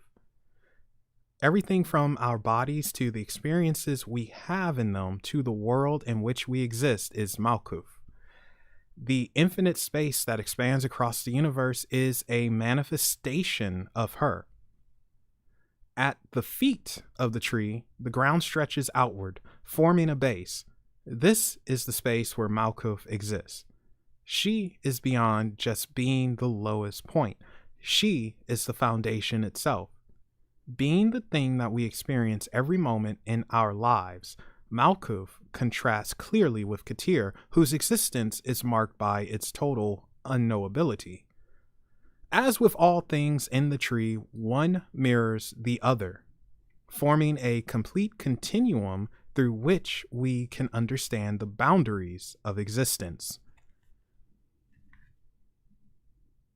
So, with Malkuth, I think this is, in a weird way, telling you to actually see things both ways. The physical counterpart, which would be the spiritual counterpart. I wouldn't be surprised if you could see auras. So chances are eventually you will be able to, because I think this is, like I said earlier, seeing beyond the physical world. This is seeing and feeling what actually makes this physical world. You are going to have spiritual growth this year. It's going to happen whether you like it or not. And I think you are going to have some type of spiritual awakening, whether you like it or not. I think your eyes are going to be open and you are going to have a feeling of understanding, because I think you're going to have a thirst to understand the occult better and what makes magic possible, which, in order to answer that, we have to look towards science. Science can explain that to a degree, since everything is made up of energy, correct? And we can manipulate energy. So we can look at the science behind energy to figure out how magic can work. And I think that's something that you're going to be interested in. And I think that's something you should look into, because it will satisfy you both in a physical sense as well as a spiritual sense. And I think it's going to lead you to histories as well. I think it's going to lead you to understanding what our ancestors used to do, how they understood it. And I think you can apply that, or will apply that, to your daily life. I like I said, spiritually, you're going to grow. You are going to obtain an understanding, and you are going to see beyond what you were able to see. You're going to feel, and that's what I keep going to more so than anything. It's feeling. You feel.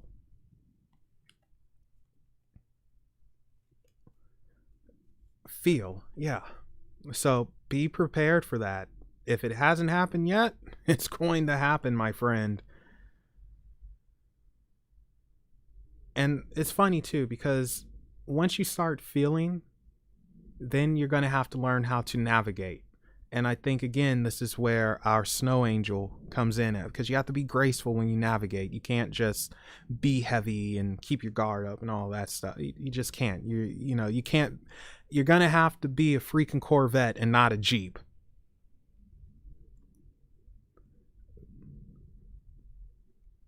So, but with that said, I think that will do it for that one. Oh, right on. Okay, so cool. So hopefully that's going good for you. I tell you, you're on the right freaking page. Be sure to check out Logan Hellspine and freaking Bonnie, Mr. Malice, like all great places to go to. Freaking Two Pondering Pagans. That's great resources there. So for those who didn't catch it earlier, on the 28th, we will be live. We will be doing a podcast, and Mystic Salon from Two Pondering Pagans will be joining us. So yay! Be there January 28th, 5 p.m. PST, 8 p.m. EST. So that's one you don't want to miss.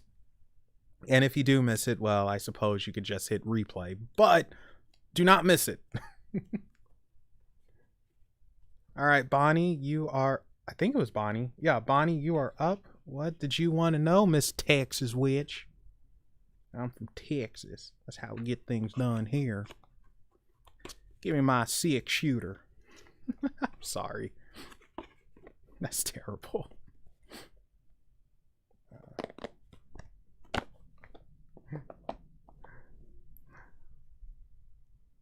All right, 1 second, guys. Just checking something real quick. And I have to sneeze. Fight it. Ah! Okay. Whew. There we go. We fought the sneeze.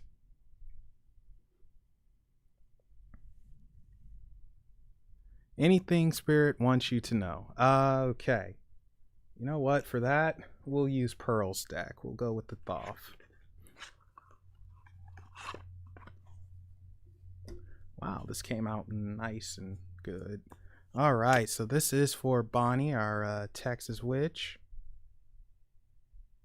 1 second. Need to check something real quick, guys. Give me a second. You're the devil, I know. Lowest of the low. I'm not saying you're the devil, Bonnie. That's just a song that's stuck in my head. I have no idea why. Well, I know why, because it's an awesome song. I did it for love. I did it for love. I did it for love. I did it for love.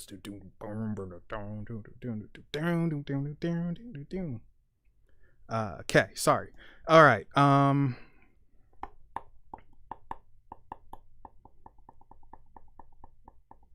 right. So this is for Bonnie. Oh, I will one day share the origin story when she's back on with me.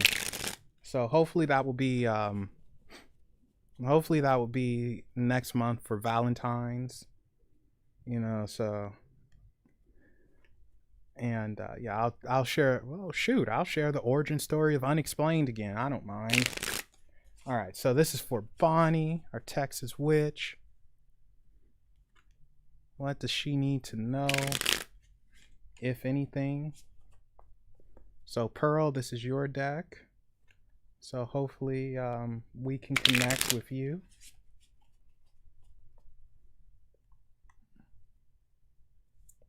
My mouse is going crazy.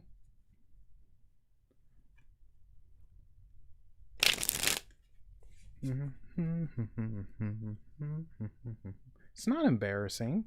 I mean, it's more embarrassing for me than you, but you know, you walked into that house and you demanded the presence. You're over there like, I ain't afraid of no Zozo. What are you gonna do to me? I got my Saint Benedict's coin. You know, or maybe it was more like John Wayne. Well, what are you doing here, pilgrim? You gonna come and fight?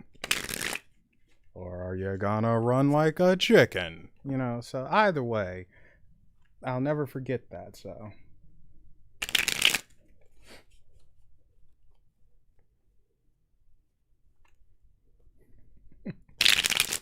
All right, one more mix, and we'll draw for Bonnie.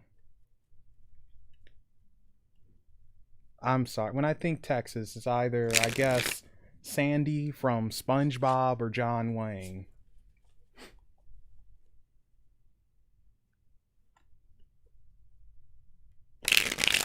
All right, here we go. All right.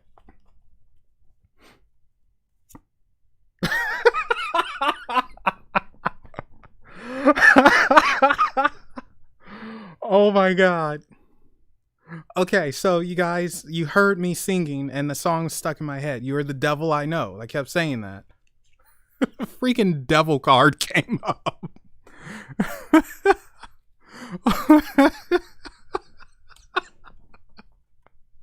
What the heck? Okay.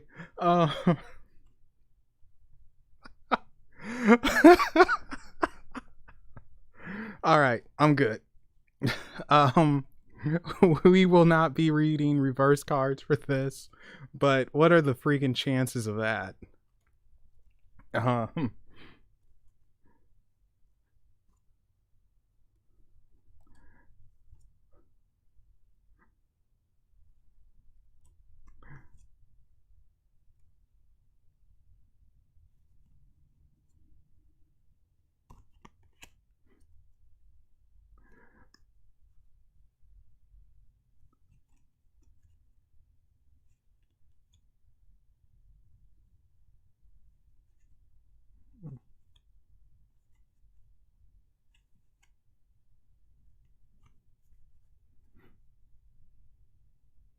all right.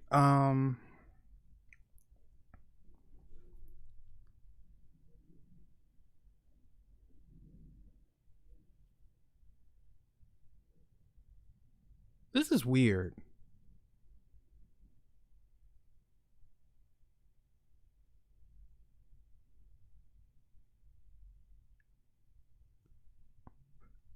It's you could kick the spam thingy majigger guy there, please. Um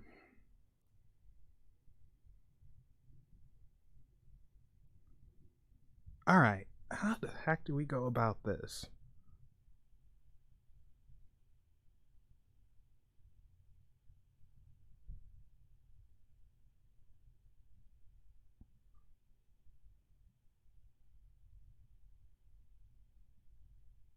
All right. Bottom of the deck, we have the Empress. Oh, sorry, glare. Oh, well, this is as good as it's gonna get. So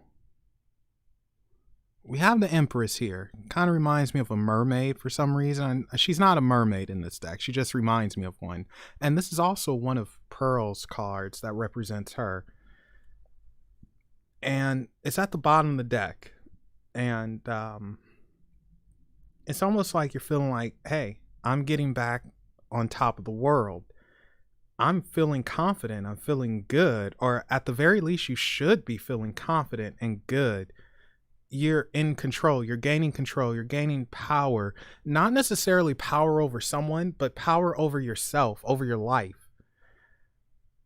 And it's almost like you haven't had that in a long time. That power is coming back to you. You can lower your shield some.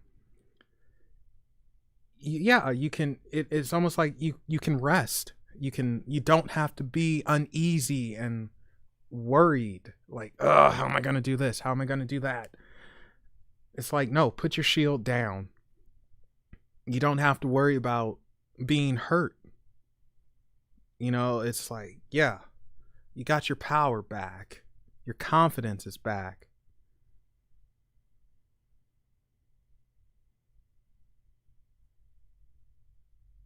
Now it's time for you to really glow and show off your presence, which that's something you're not doing.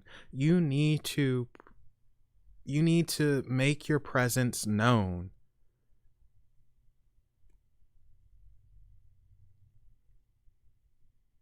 You need to make your presence known because you have a spark going, but you're not using it correctly. I mean, you're doing better than what you were, but you need to make your presence known. You need to, it's almost like, it's weird for me to say this, but it's like you need to be loud. You need to do more in the public eye. You need to let your personality shine. And you're not, you hide it too much. Let your personality shine for everyone to see. To, like, I'll just say what they say in the hood: flex on these fools. That's what it feels like. You need to flex on some people. And it's like, well, here I am. Where are you?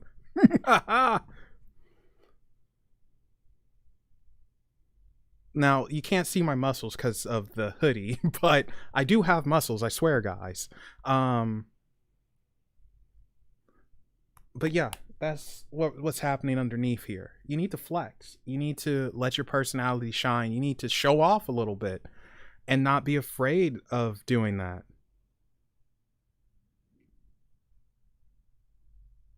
Nah, you're not flexing enough. You know, it's a difference. You flex within a weird safe space amongst people you know, but now it's time to really shine amongst people you don't know who are coming across you.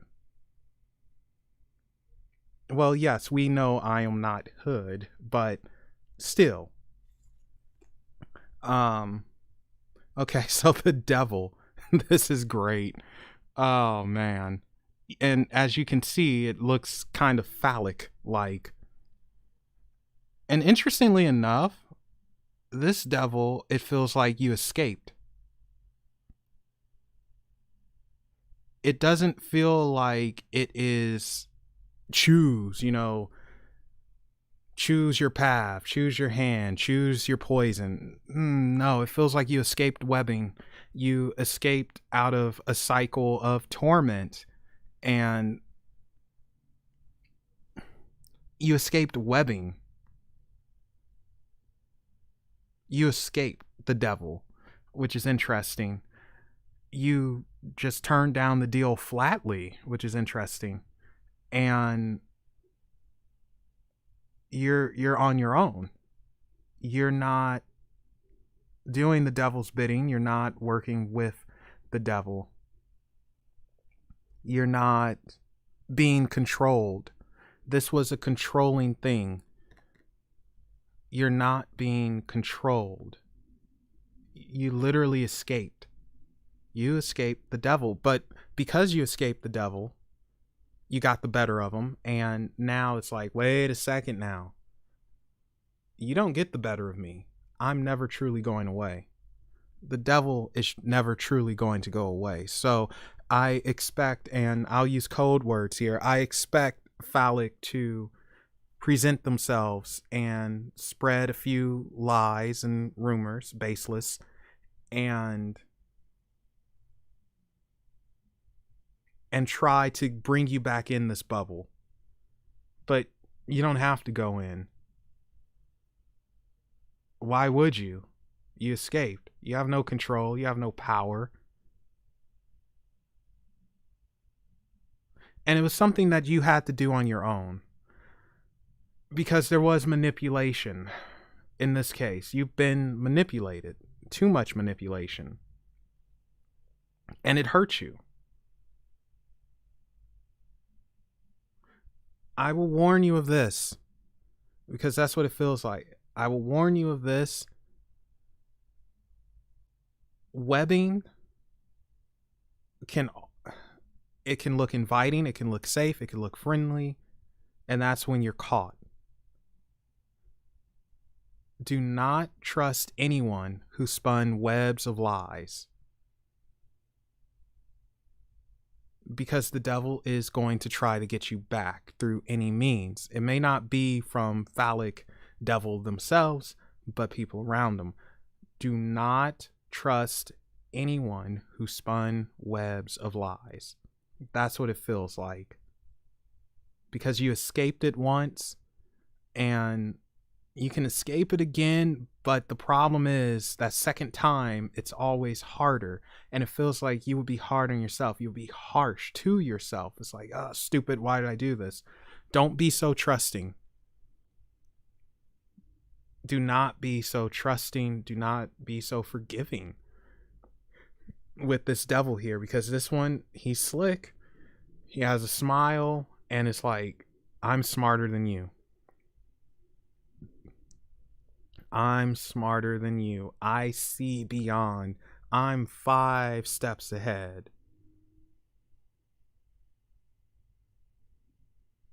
Just be careful in the future with this game. Now, interestingly enough, you leave one webbing and you kind of enter another, but it's not bad webbing per se. This is the 6 of Swords, science.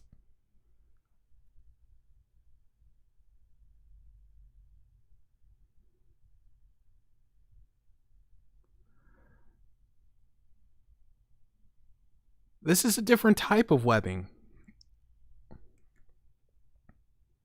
This is what makes the webbing, which is funny because it's like you want to be able to make it and cast it and not necessarily trap people, but control it. This isn't, it's not even webbing. This is like fate lines. There we go. That's a good way of putting it. This is fate lines that you're controlling with the Six of Swords. Controlling fate, controlling destiny. How do you control that? How do you do that? And it's a blend that happens here. We're looking at faith in yourself, but also breaking down and diving into the science of it and understanding that science. And I'm kind of sad. No one ordered me a pizza. God darn you people. I would have gotten you one. But yeah, understanding that science. This is pinpointing your evolution. This is you evolving. This is going from a witch to a sorceress. Now, I know some people might say, well, it's the same thing. Well, not in my mind. When I look at a witch, I look at someone who works within nature and they try to understand the nature behind certain things, you know, with whether it be spells or herbs and all that. When I see a sorcerer or a sorceress, I see them as going beyond nature and working with science and manipulating these energies that oh my gosh, paranormal witch, I am very much joking. Manipulating these energies that allow us to be. This is an understanding of that. This is an evolution. So you are on a path of evolution, I want to say, Bonnie. I will not say ascendance because I hate that word, and you're not ascending, but you are evolving your craft. Your craft is changing. It's not what it once was. This is going into some serious occultness. Occultness? I don't think that's a word, but we're making it one. You're going into some serious stuff because these are fate lines that are around you. This energy, and you are manipulating it. You can change it. You are learning to change it and literally bring forth what it is that you want.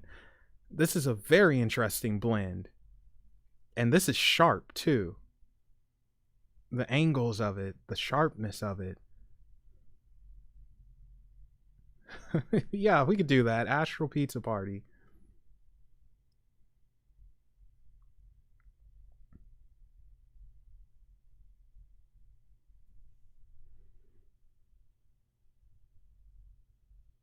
So yeah, I think I'm gonna have to start calling you the Texas sorceress. This is sorcery. This isn't just witchcraft. This is blending science, magic, faith, spirituality, the cosmos, all of that blended into one. This is going beyond simple witchcraft. And it's very complicated. And here's the thing. This is the funny thing. You literally had to be pierced in the heart for you to get to this point. This, unfortunately, wasn't going to happen without you getting hurt. So it's almost like, man, things happen for, I guess things really do happen for a reason, but you had to get pierced and you had to free yourself of these webbings so you can get to this sorceress point, to this evolution. Three of Cups. Oh, bad glare. Ah, no. There's no way of seeing this, is there? I'm trying to find it. No.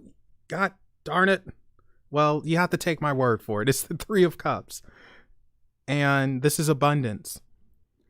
But the abundance this is, to me, it's not material abundance. This is spiritual and emotional abundance. Ooh, one leads to the other. It's fulfillment. It's fulfilling abundance. So you are definitely not me. We'll say that because I want the money.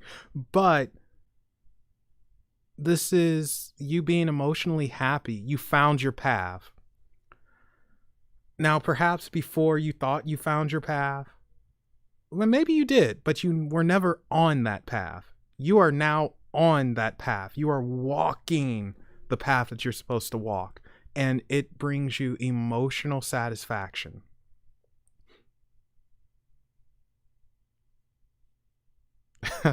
Sorry, Dino, man. That's how it goes. So go ahead and dance. Pop lock. But yeah, emotional satisfaction flowing. It's pouring down on you. Oh, this is new. Okay. So you're literally entering a new world. But it's a fulfilling world. It is emotionally fulfilling. It's grand. And you needed this.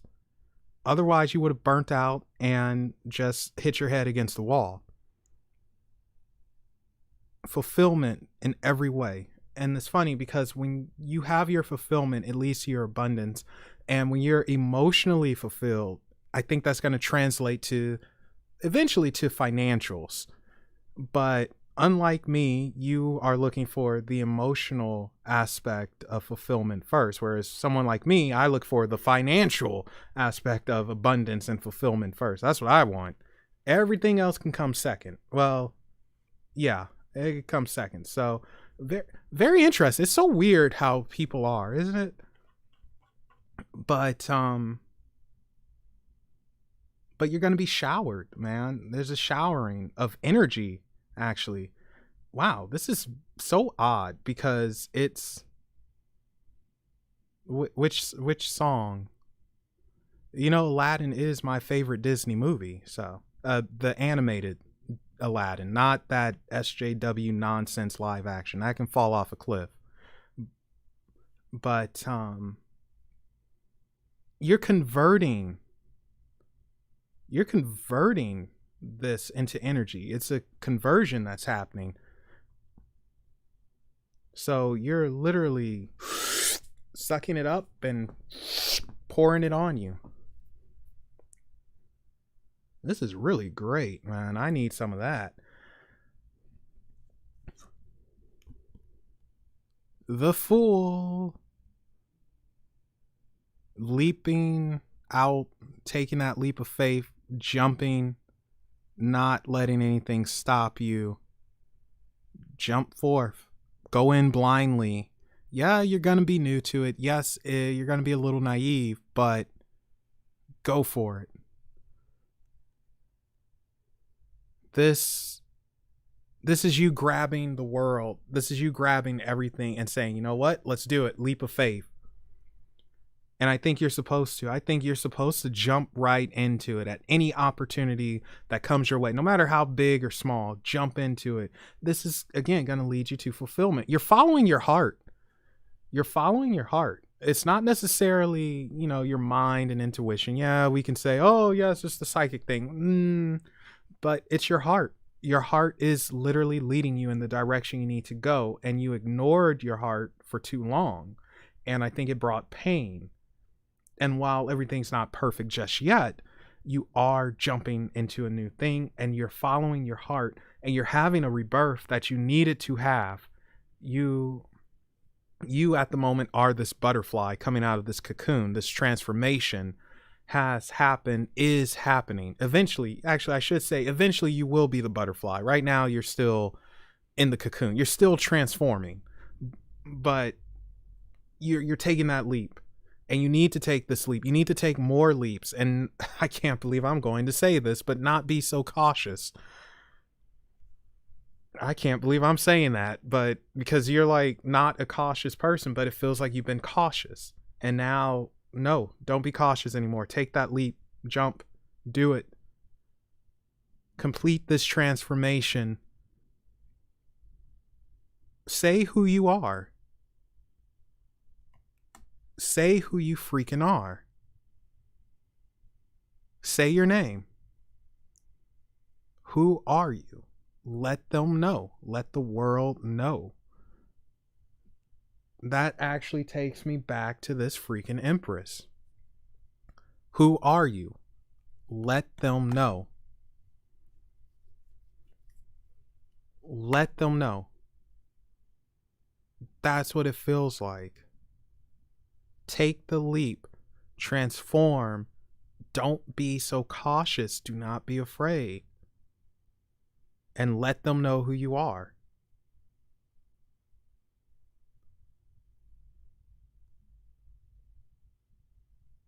That's what it feels like with this, because you've escaped. You've already sorry, itchy eye. You've already been doing mess.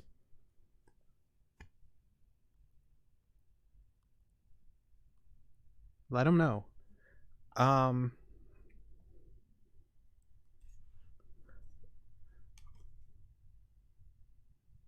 I drew another card, but I don't think it's part of it. I think with this Fool, it's a very good spot. It's just like, say my name, what's my name, So I'm going to put this guy back in. But, moth wings, well, moth wings work. But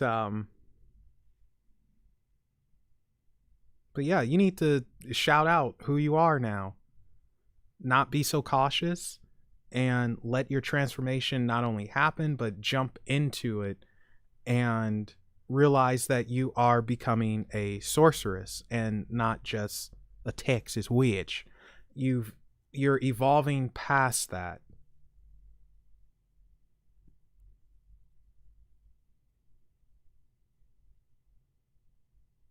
So I hope that makes sense.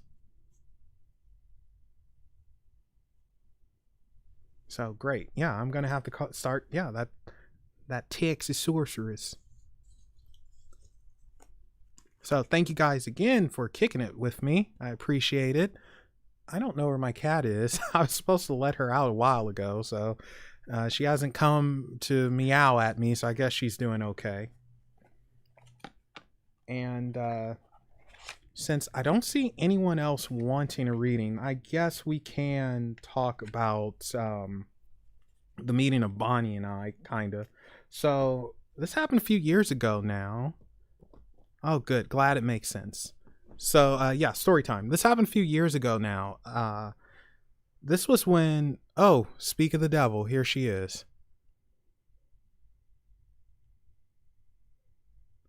Oh, what shenanigans, man. Everyone is welcomed here. I didn't see any shenanigans. I say enjoy, laugh. That's what it's about, keeping each other company and having fun, but also trying to learn. And, it's okay being silly and stuff like that. Unless you're a silly prick, then, you get the boot. No one likes silly pricks, unless it's me. Okay, so story time.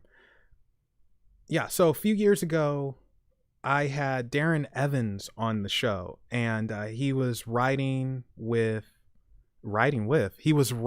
finishing up the Zozo Phenomenon. Good book, by the way. You guys should read it if you haven't. And this was with my first co-host, Rose. And he told us that he was going to be on Live Sci-Fi and going to the Zozo Demon House. At least that's what it's dubbed. And I was like, oh, okay, well, we'll tune in for that and I'll give it a review. And sure enough, I tuned in. I watched the entire thing. It was very interesting. That wasn't my first taste of live sci-fi. I've seen other stuff from live sci-fi, but that was the first time I really tuned in and glued in. And it was around Halloween time. That's right, because Tim dressed up as the Joker, I think. Heath Ledger's Joker, which I hate. It's not the Joker. Terrible. If he didn't die, no one would be talking about it, but people talk about it anyway. But yeah, I think he dressed up as the Joker. Darren was Ozzy Osbourne, and I can't remember what that cute chick was. What was her name? Nicole. I can't remember what she was, but anyway, at this house, it was kind of creepy and weird. Day one was weird. And I guess Tim sent out the call like, hey, if you guys want to come on down and enter and investigate with us, come on and do it. And I think that was for day 2, Bonnie. Were you there for day 2, I think?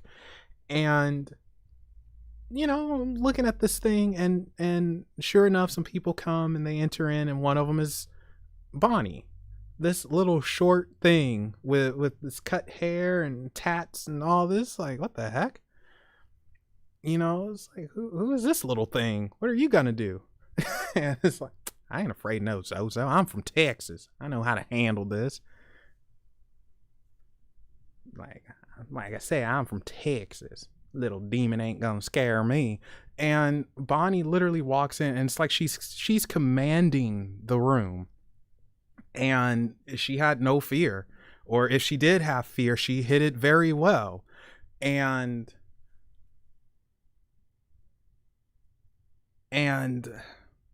she stood out a lot from the others, because again, this little short thing and just having no freaking fear, like, oh yeah, okay, we could do this. And then all of a sudden, like, the psychic mess starts kicking in, like, oh, they're like, she's Professor X, like,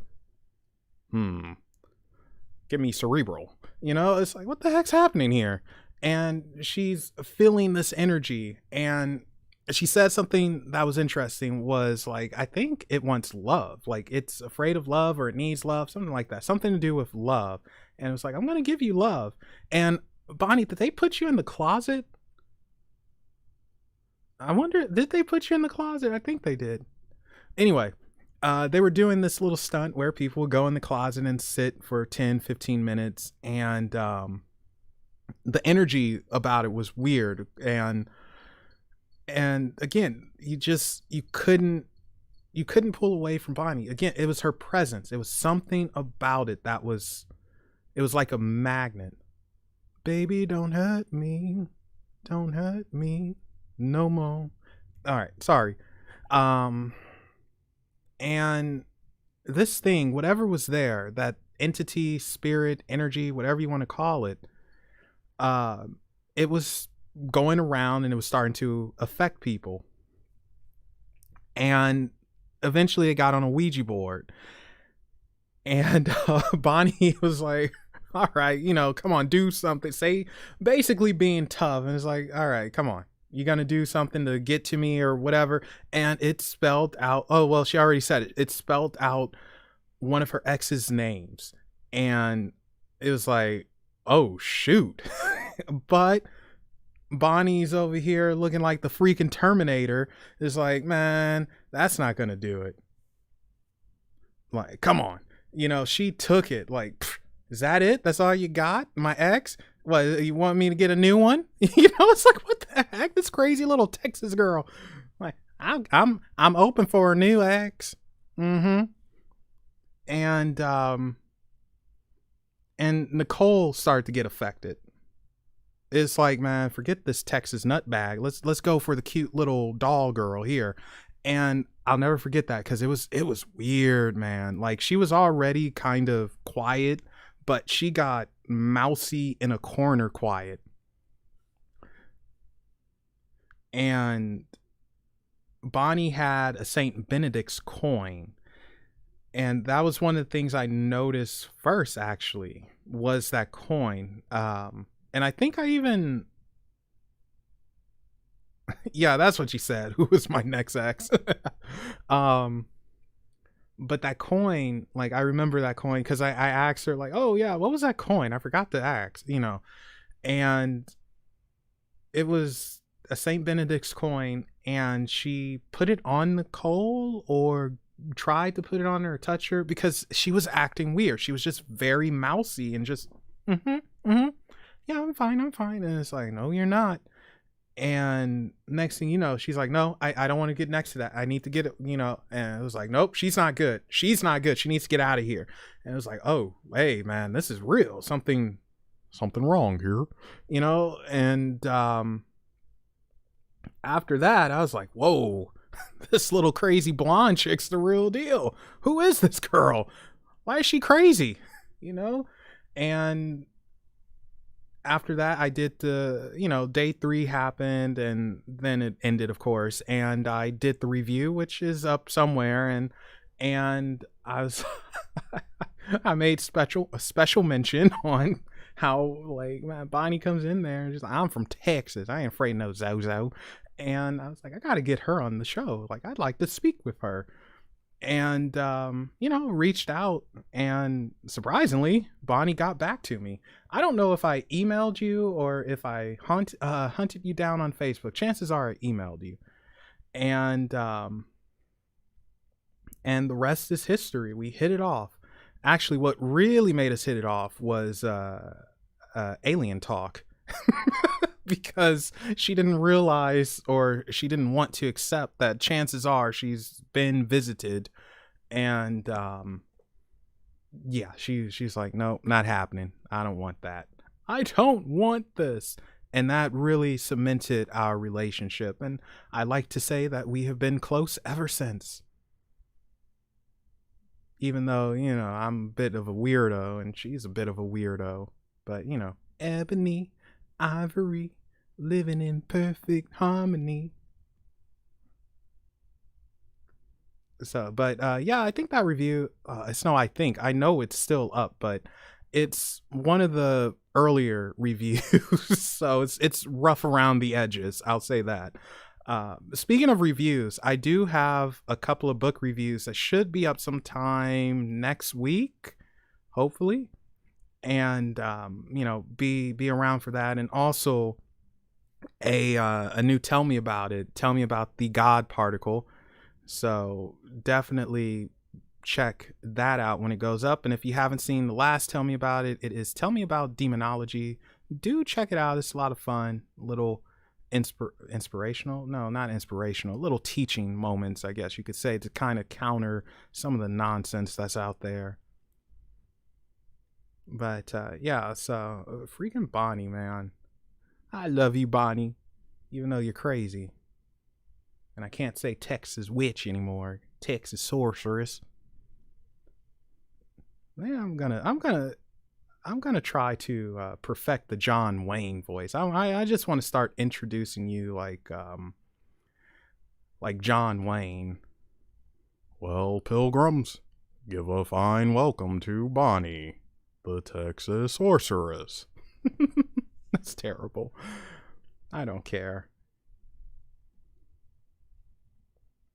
Oh my gosh. Okay, so I don't know if this is possible or not. I don't know if it's going to happen in the future or not, but we're at 9 likes and I have a thing for even numbers. If you have not liked this yet, please hit it.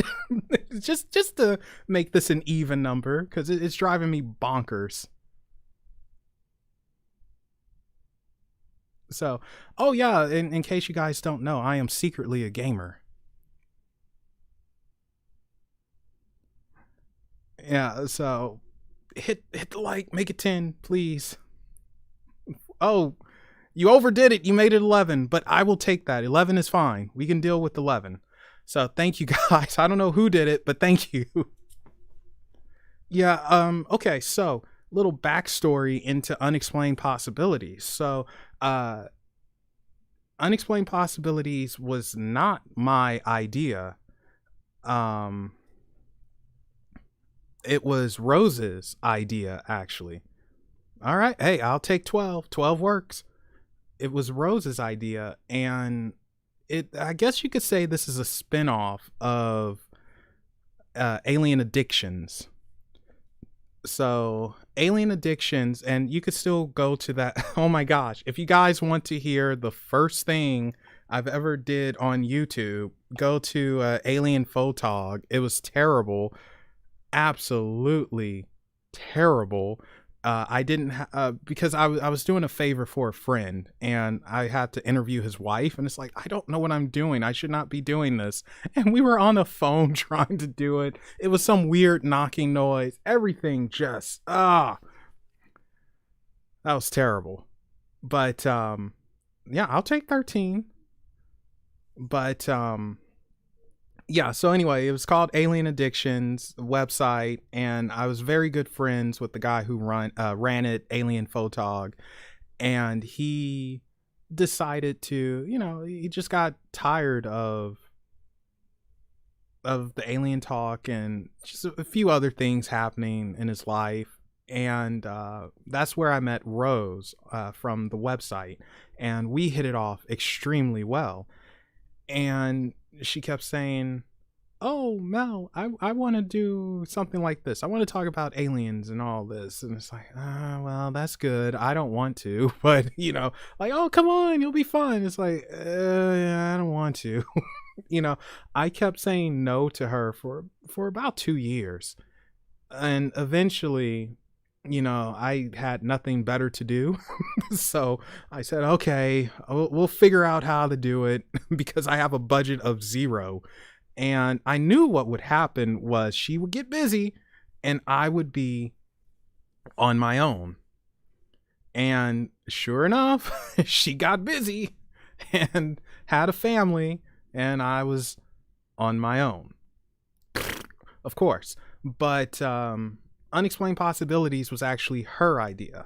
And it's kind of a spinoff because Alien Addictions ended, and she just wanted to create some type of space where people can originally talk about aliens in a safe space without being ridiculed and feeling like they're crazy, And I can't remember what she originally wanted to call it. Now, I take credit for the name Unexplained Possibilities. I will always take credit for the name because that was my idea.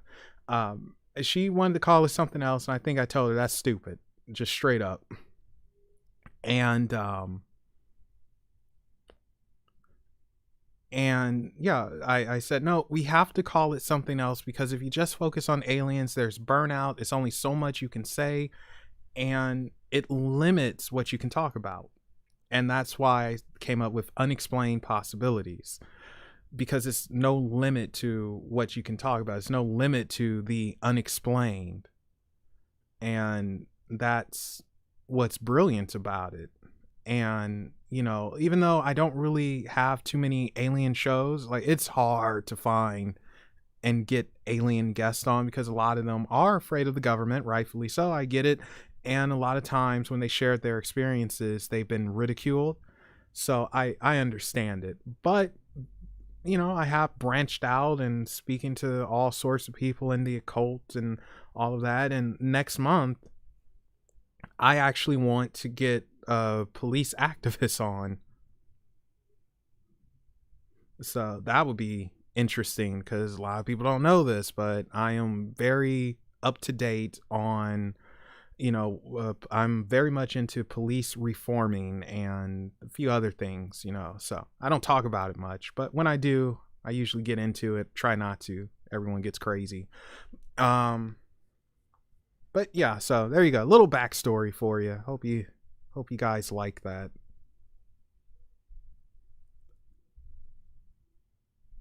And give me 1 second, just checking.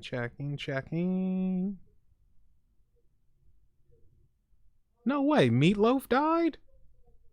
What the heck? Uh-oh. Sounds like they're about to fight outside, too. Oh, well, alright, they left. No fight.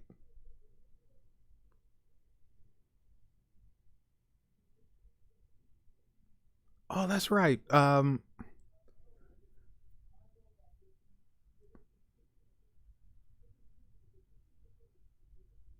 Okay, sorry, catching up on chat real quick.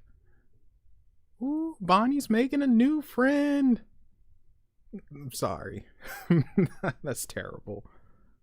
But yeah, darn, man, everyone's just dropping. Let's see, Louis Anderson, Meatloaf, Betty White, Bob Saget. Who's next? What, Sidney Poitier? Oh man, that freaking sucks.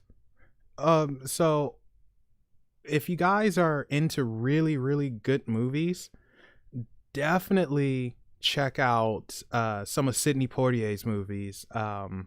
In the Heat of the Night, which of course is based off the book, the Virgil Tibbs series, but In the Heat of the Night is so good. Also, Guess Who's Coming to Dinner?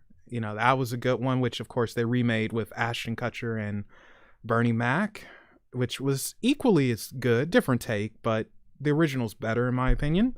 It's more intelligent. And oh, To Sir, what is it? To Sir with Love? I think that's what it is. It's either with love or from love. I think it's To Sir with Love. Great movie. Really, really, really great movie. They made a sequel. It wasn't as good, but it was still good. See, Alpha gets it. She knows. I think you're a she. I don't know. I'm just assuming based off the picture. Um, so yeah, To Sir with Love, man. Sidney Poitier, great actor. I think I'm gonna watch that tonight now. I got the song stuck in my head. All right, she. Okay.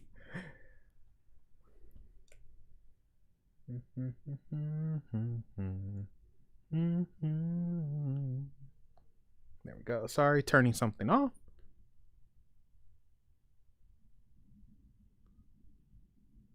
Good. Well, you can't beat Alien and Aliens. You got to go with those two. Those are great. Freaking Sigourney Weaver, man.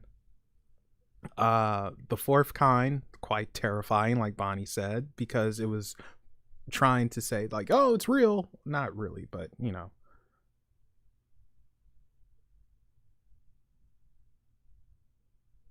Oh gosh, I can't answer that, paranormal. That is something that you should ask Bonnie and Curtis. They would be better able to give you a suitable answer. Because you got to remember, I do not work in the occult. I talk about the stuff, I'm interested in it, but I don't perform.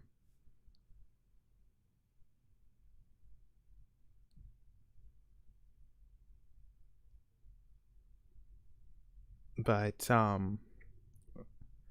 from what I understand, and actually I will say this, I did have a type of run-in exactly. He will come in with a bang. We'll say that, because I'll never forget that night. Oh gosh. Well, no. I never heard bells. Whoa, I don't know where you're getting. No. For me, because again, it happened a couple of years back now, and when he came in, it was a boom. It was a bang. And then I heard like drumming, like from a marching band or something, at like 2 or 3 a.m., which is ridiculous.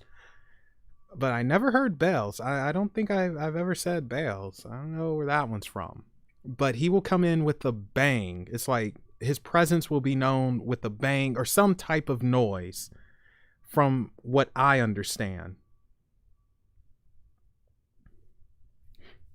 But yeah, Curtis and Bonnie are the two experts, or someone else in chat who would know before I would. But I'll never forget that though. Bang. Oh, I gotta stretch and get it. Use the force, Melvin. Yeah. All right, let's have a little bit of fun before we call it a night. So let's see if we can get somebody to appear in a safe way. Throw a french fry at Curtis just because. That's mean. Okay. Oops, sorry, hit the mic. Oops, and touch the mic. That's not good. Alrighty then. Is there anyone here who... Wait, what would you like to be? Yes. And what would you like to be? No. And is there anyone here who would like to communicate?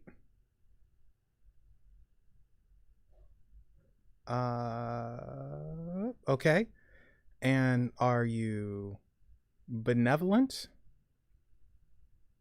Or are you malevolent?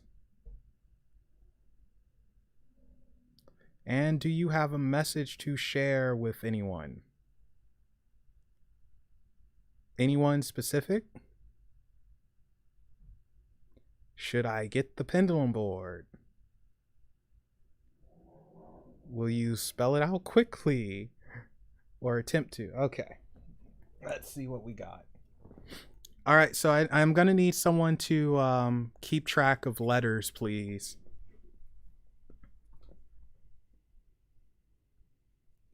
Okay. What is your message?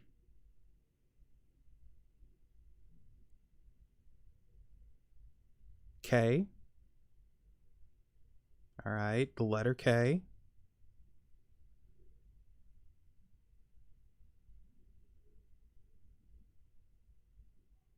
E. All right, K-E. What is after E, please?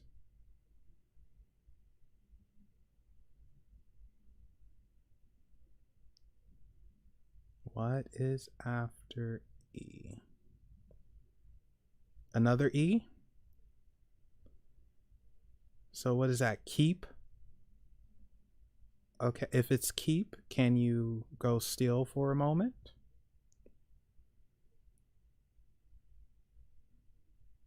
All right, so keep.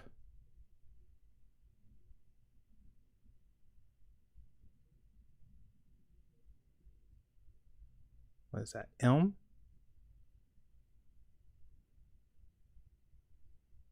All right, what's after the M?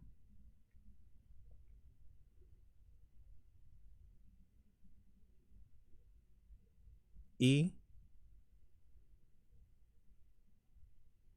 All right, M-E.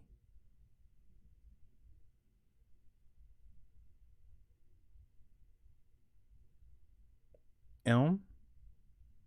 All right. Is it keep me and then another M? Keep me.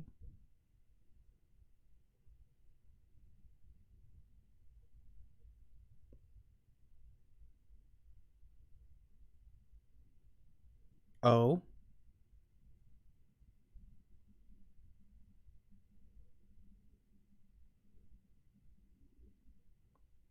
Keep me M-O.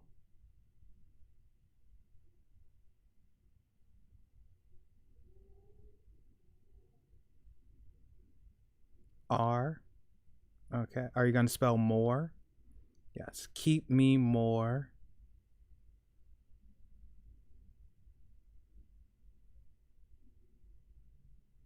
Keep me more.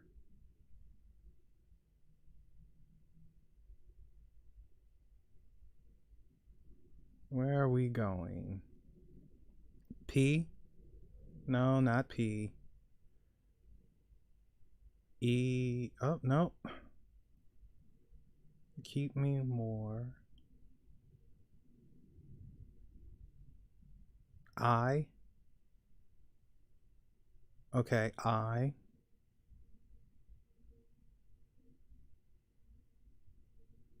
N.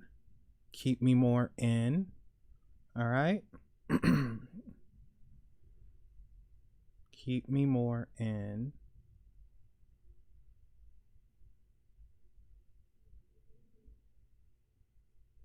Y.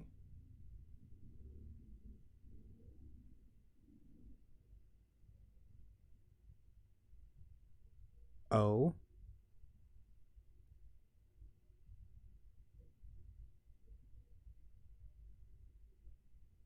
Oh, you're going to spell your? Yes. Okay, so what's after your? Keep me more in your.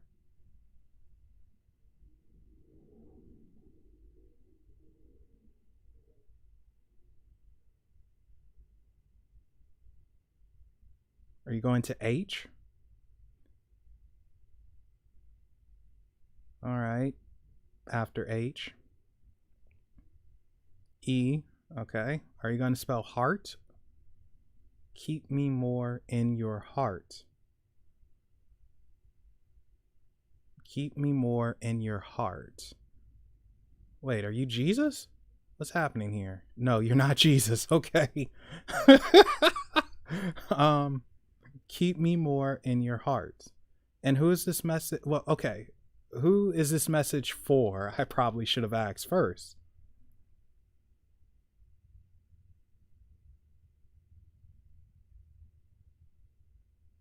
Where are we going?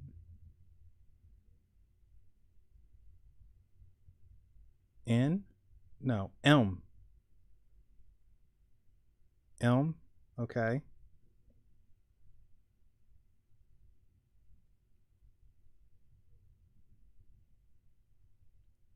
What is that? E? All right. L. Are you going to spell my name? Okay. So apparently it's a message for me. Keep me more in your heart. And who is this from? P.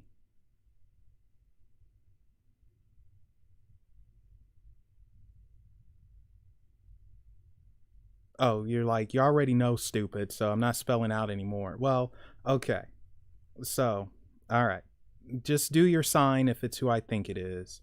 And can you do it big so people on the screen can... Yeah, you are. All right. If to double confirm, can you just go counterclockwise? There you go. Okay. All right. Thank you. Thank you. Well, that was interesting. Keep me more in your heart. From P.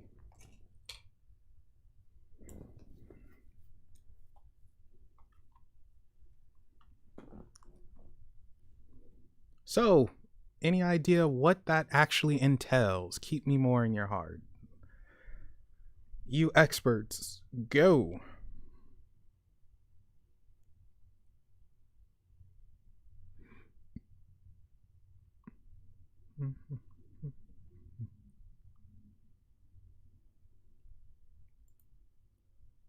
Oh, what did you link, Bonnie? No, it's not Papa Legba. No, it's where what did Meet I just... Editor X. Oh, god darn the it. world's most advanced What did I website just design click platform. On? Bonnie, what did you made do? for you. The creator who sees the invisible. What is this? God darn it, Bonnie.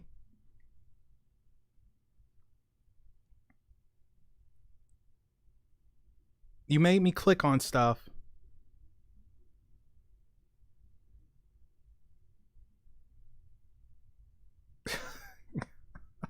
And then my stupid butt's actually going to click on it. You see, this is why I can't have nice things, because I am very much... Ooh, what does this button do?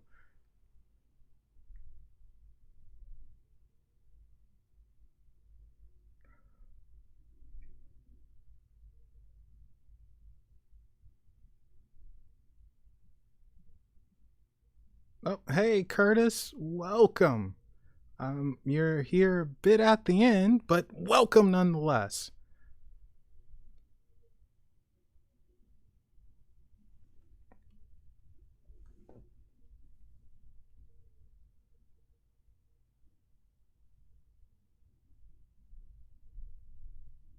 So I don't know if you guys can hear it, but my neighbors across the canal are playing some god awful music. Boom, boom, boom, boom, boom, boom, boom, boom, boom, boom, boom, boom, boom, boom, boom, boom, boom. I mean, they're literally all the way across from me. I can hear this junk. It's like, why is it so loud? Why would you do this? People are trying to relax. I have a cat trying to sleep.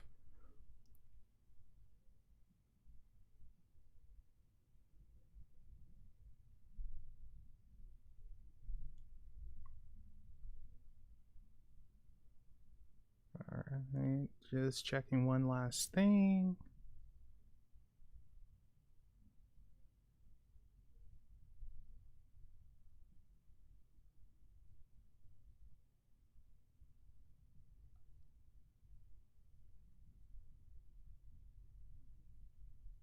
Uh-oh. That's not good. Come back, come back, come back. All right, there we go.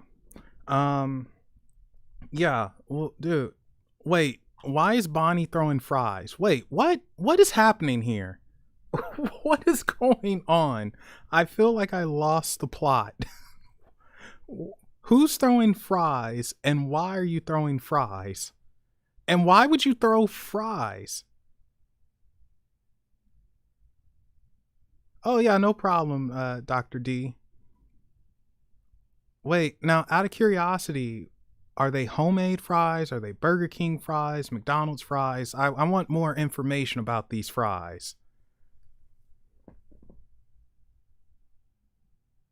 Because, I've been thinking about like getting something to eat. Like they have this weird deal going on where you could get 50% off of any meal. And I kind of want it, but then I don't want to waste money because it's like, man, I could spend this and make my own thing, but I'm tempted. I'm just so tempted. But yeah, what? Someone give me information about these fries. Like, where are they from? And are they cold? Because if they're cold, then yeah, may as well throw them. Well, I haven't really eaten all day, and every time I was about to try something, I kept getting a message, and it was just like, ah. So, tell me about the fries so I can like virtually eat them.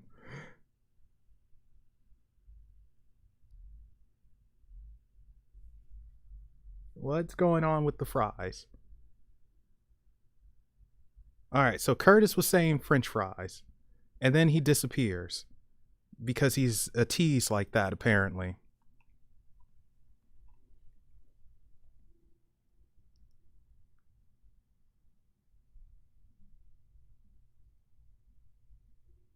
Oh man, they're McDonald's cold fry. Oh yeah, you may as well. McDonald's fries are great when they're nice and hot. And I mean, I really do think out of the fast food joints, McDonald's has the best fries. But when they're cold, it's terrible. Although, how many places can you go to and eat cold fries? I mean,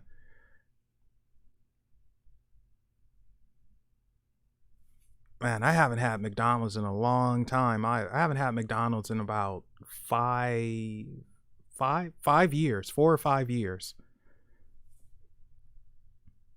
And every time I say, you know what, I'm going to indulge in my inner fat man, and I look at the prices for McDonald's and stuff, I immediately say, nope, no, I am not going to indulge the inner fat man. Oh, I like Burger King when they're cheap. I have no problem with Burger King, but I'm not really a big fast food eater. I prefer to make my own stuff, but sometimes you just get that craving, and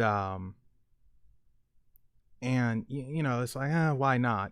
But I will only get something from fast food if it's early in the morning when they just turn it on, or if I can get a really good deal on it. And so far, 50% off, that's a pretty decent deal. And I'm tempted. I am so tempted. I mean, I have till midnight to make up my mind.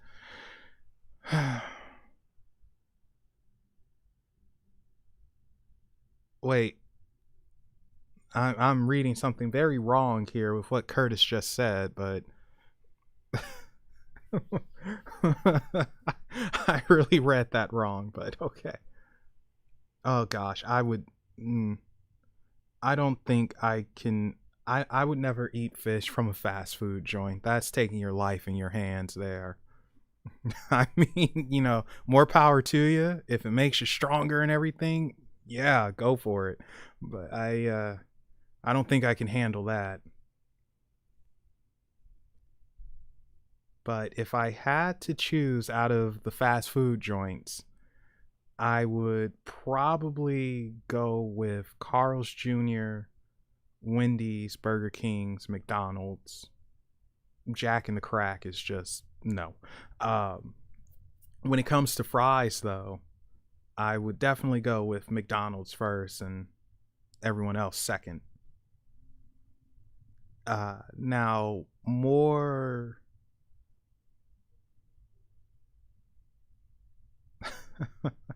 Now, more lesser known fast food joints like Rallies, aka Checkers. I would choose them. Of course, people on the West Coast, they always talk about In-N-Out. I hate In-N-Out. I don't think it's that good, and I don't know why people say it is, because it isn't. And when it comes to Mexican cuisine, I just go next door. I just do it that way because I just go next door.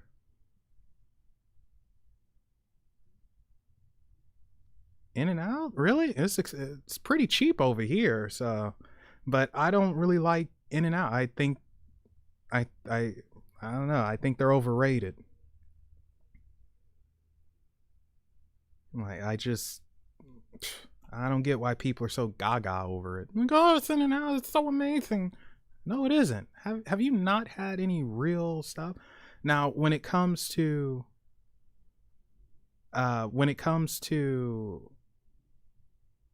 local joints, man, nothing, and I will fight anyone over this. Nothing beats freaking Hawkins Burgers. It's in the middle of the ghetto, but man, best gosh darn burgers. And I'm not joking when I say it's in the heart of the ghetto. It really is. There was a drive-by that happened while people were they drove an hour just to eat some burgers from Hawkins, and it was a drive-by that happened. Oh, poor guys.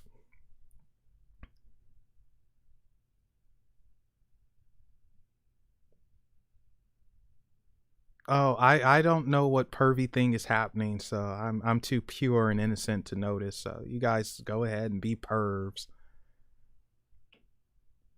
I can't get over the name Bojangles. Like, it sounds so southern. Welcome, Bojangles. What can I get you? You want some chicken? Some biscuits with that butter? You know, it just sounds so country. Because the burgers are that gosh darn good, Paranormal Witch.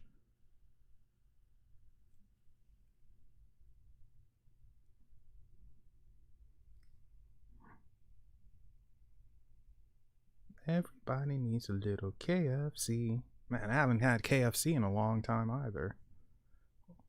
I've heard of Whataburger, and for some reason I don't understand why, but they say it's every time I hear someone say it, it sounds like they say Waterburger, which is so weird to me.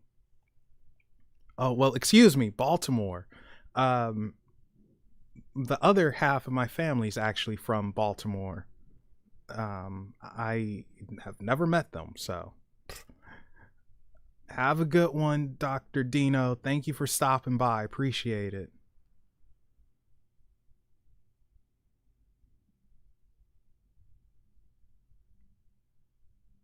Oh, now you're in South Carolina. Uh-oh. You know what? As long as you don't put gravy on biscuits, you're still good. Oh my gosh. Okay, so if you ever want me to flip out and go nuts, put gravy on biscuits. Like, I can't handle it. I will lose it. I think it's just the most disgusting thing, and it's so country, and I can't handle it. And I legit, it's like, what is wrong with you people? Who does that? Stop it. You put honey on it and mix it with a little bit of butter. You don't put gravy on biscuits.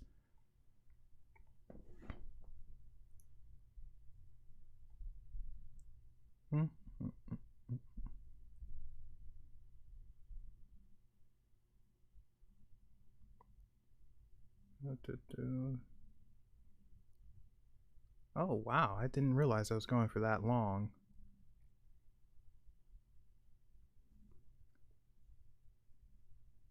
Oh, I can't ever meet your husband, Alpha.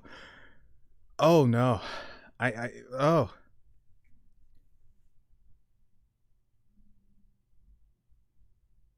Oh, you have a good night as well, Logan. Thank you for stopping by and hanging out. Appreciate it.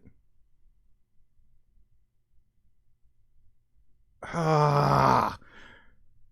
Oh, it must be love because I could not be with someone who does that. Oh. Oh.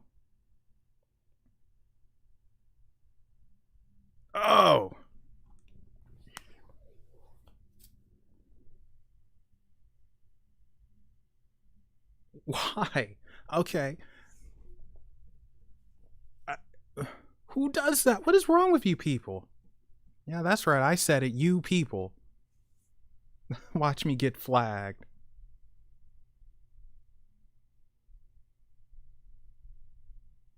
Gonna go for a few more minutes and then call it a night.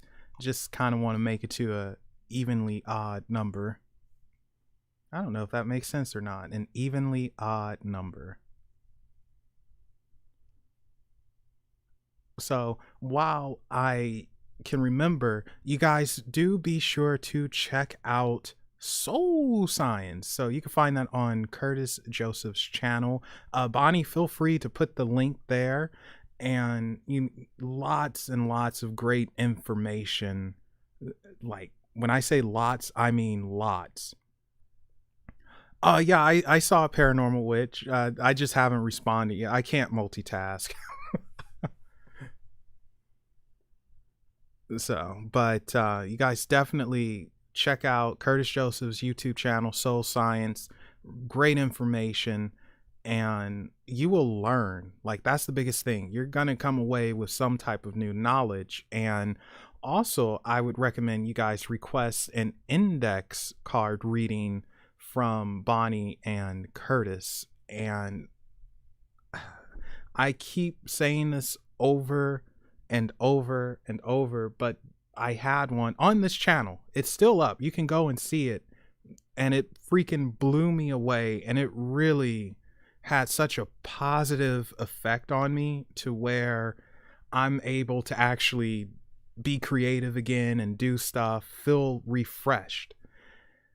And it's definitely worth having. So you guys request an index card reading and definitely check out Curtis Joseph's YouTube channel. Bonnie put, I'm assuming, yeah, that's the link. Bonnie put the link in the description, in chat. Like, just mind blowing. And it's just amazing. Like, and thank you again, Curtis and Bonnie. You know, like, I don't know how you guys came up with something so simple but effective, but man, it works. And apparently, you know, Bonnie and Curtis, they're too poor to actually own a full deck of cards, you know, so Bonnie only has the major arcanas now. So be aware of that, people. Hopefully you're all right with that. That's a joke, by the way. They will get it, but other people may not. It's so stupid. But yeah, man, just great stuff. Oh, and be sure to also check out the talks I had with Curtis and Bonnie. That was our last podcast that is up, and the one before that with Curtis and I solo. So that was that's still up. And we are close to calling it. So if anyone wants to promote anything, go ahead, do it now. Type it in chat. I won't ban you. Bonnie might, though, you know, since she's the sorceress and all. Oh, and remember again, on the 28th of January, I will be live with Mystic Salon from 2 Pondering Pagans and also the co-host of the Malice Experience. So be there for that. That's going to be a lot of fun. 5 p.m. PST, 8 p.m. EST. And now apparently we're going derp in chat. Promote away.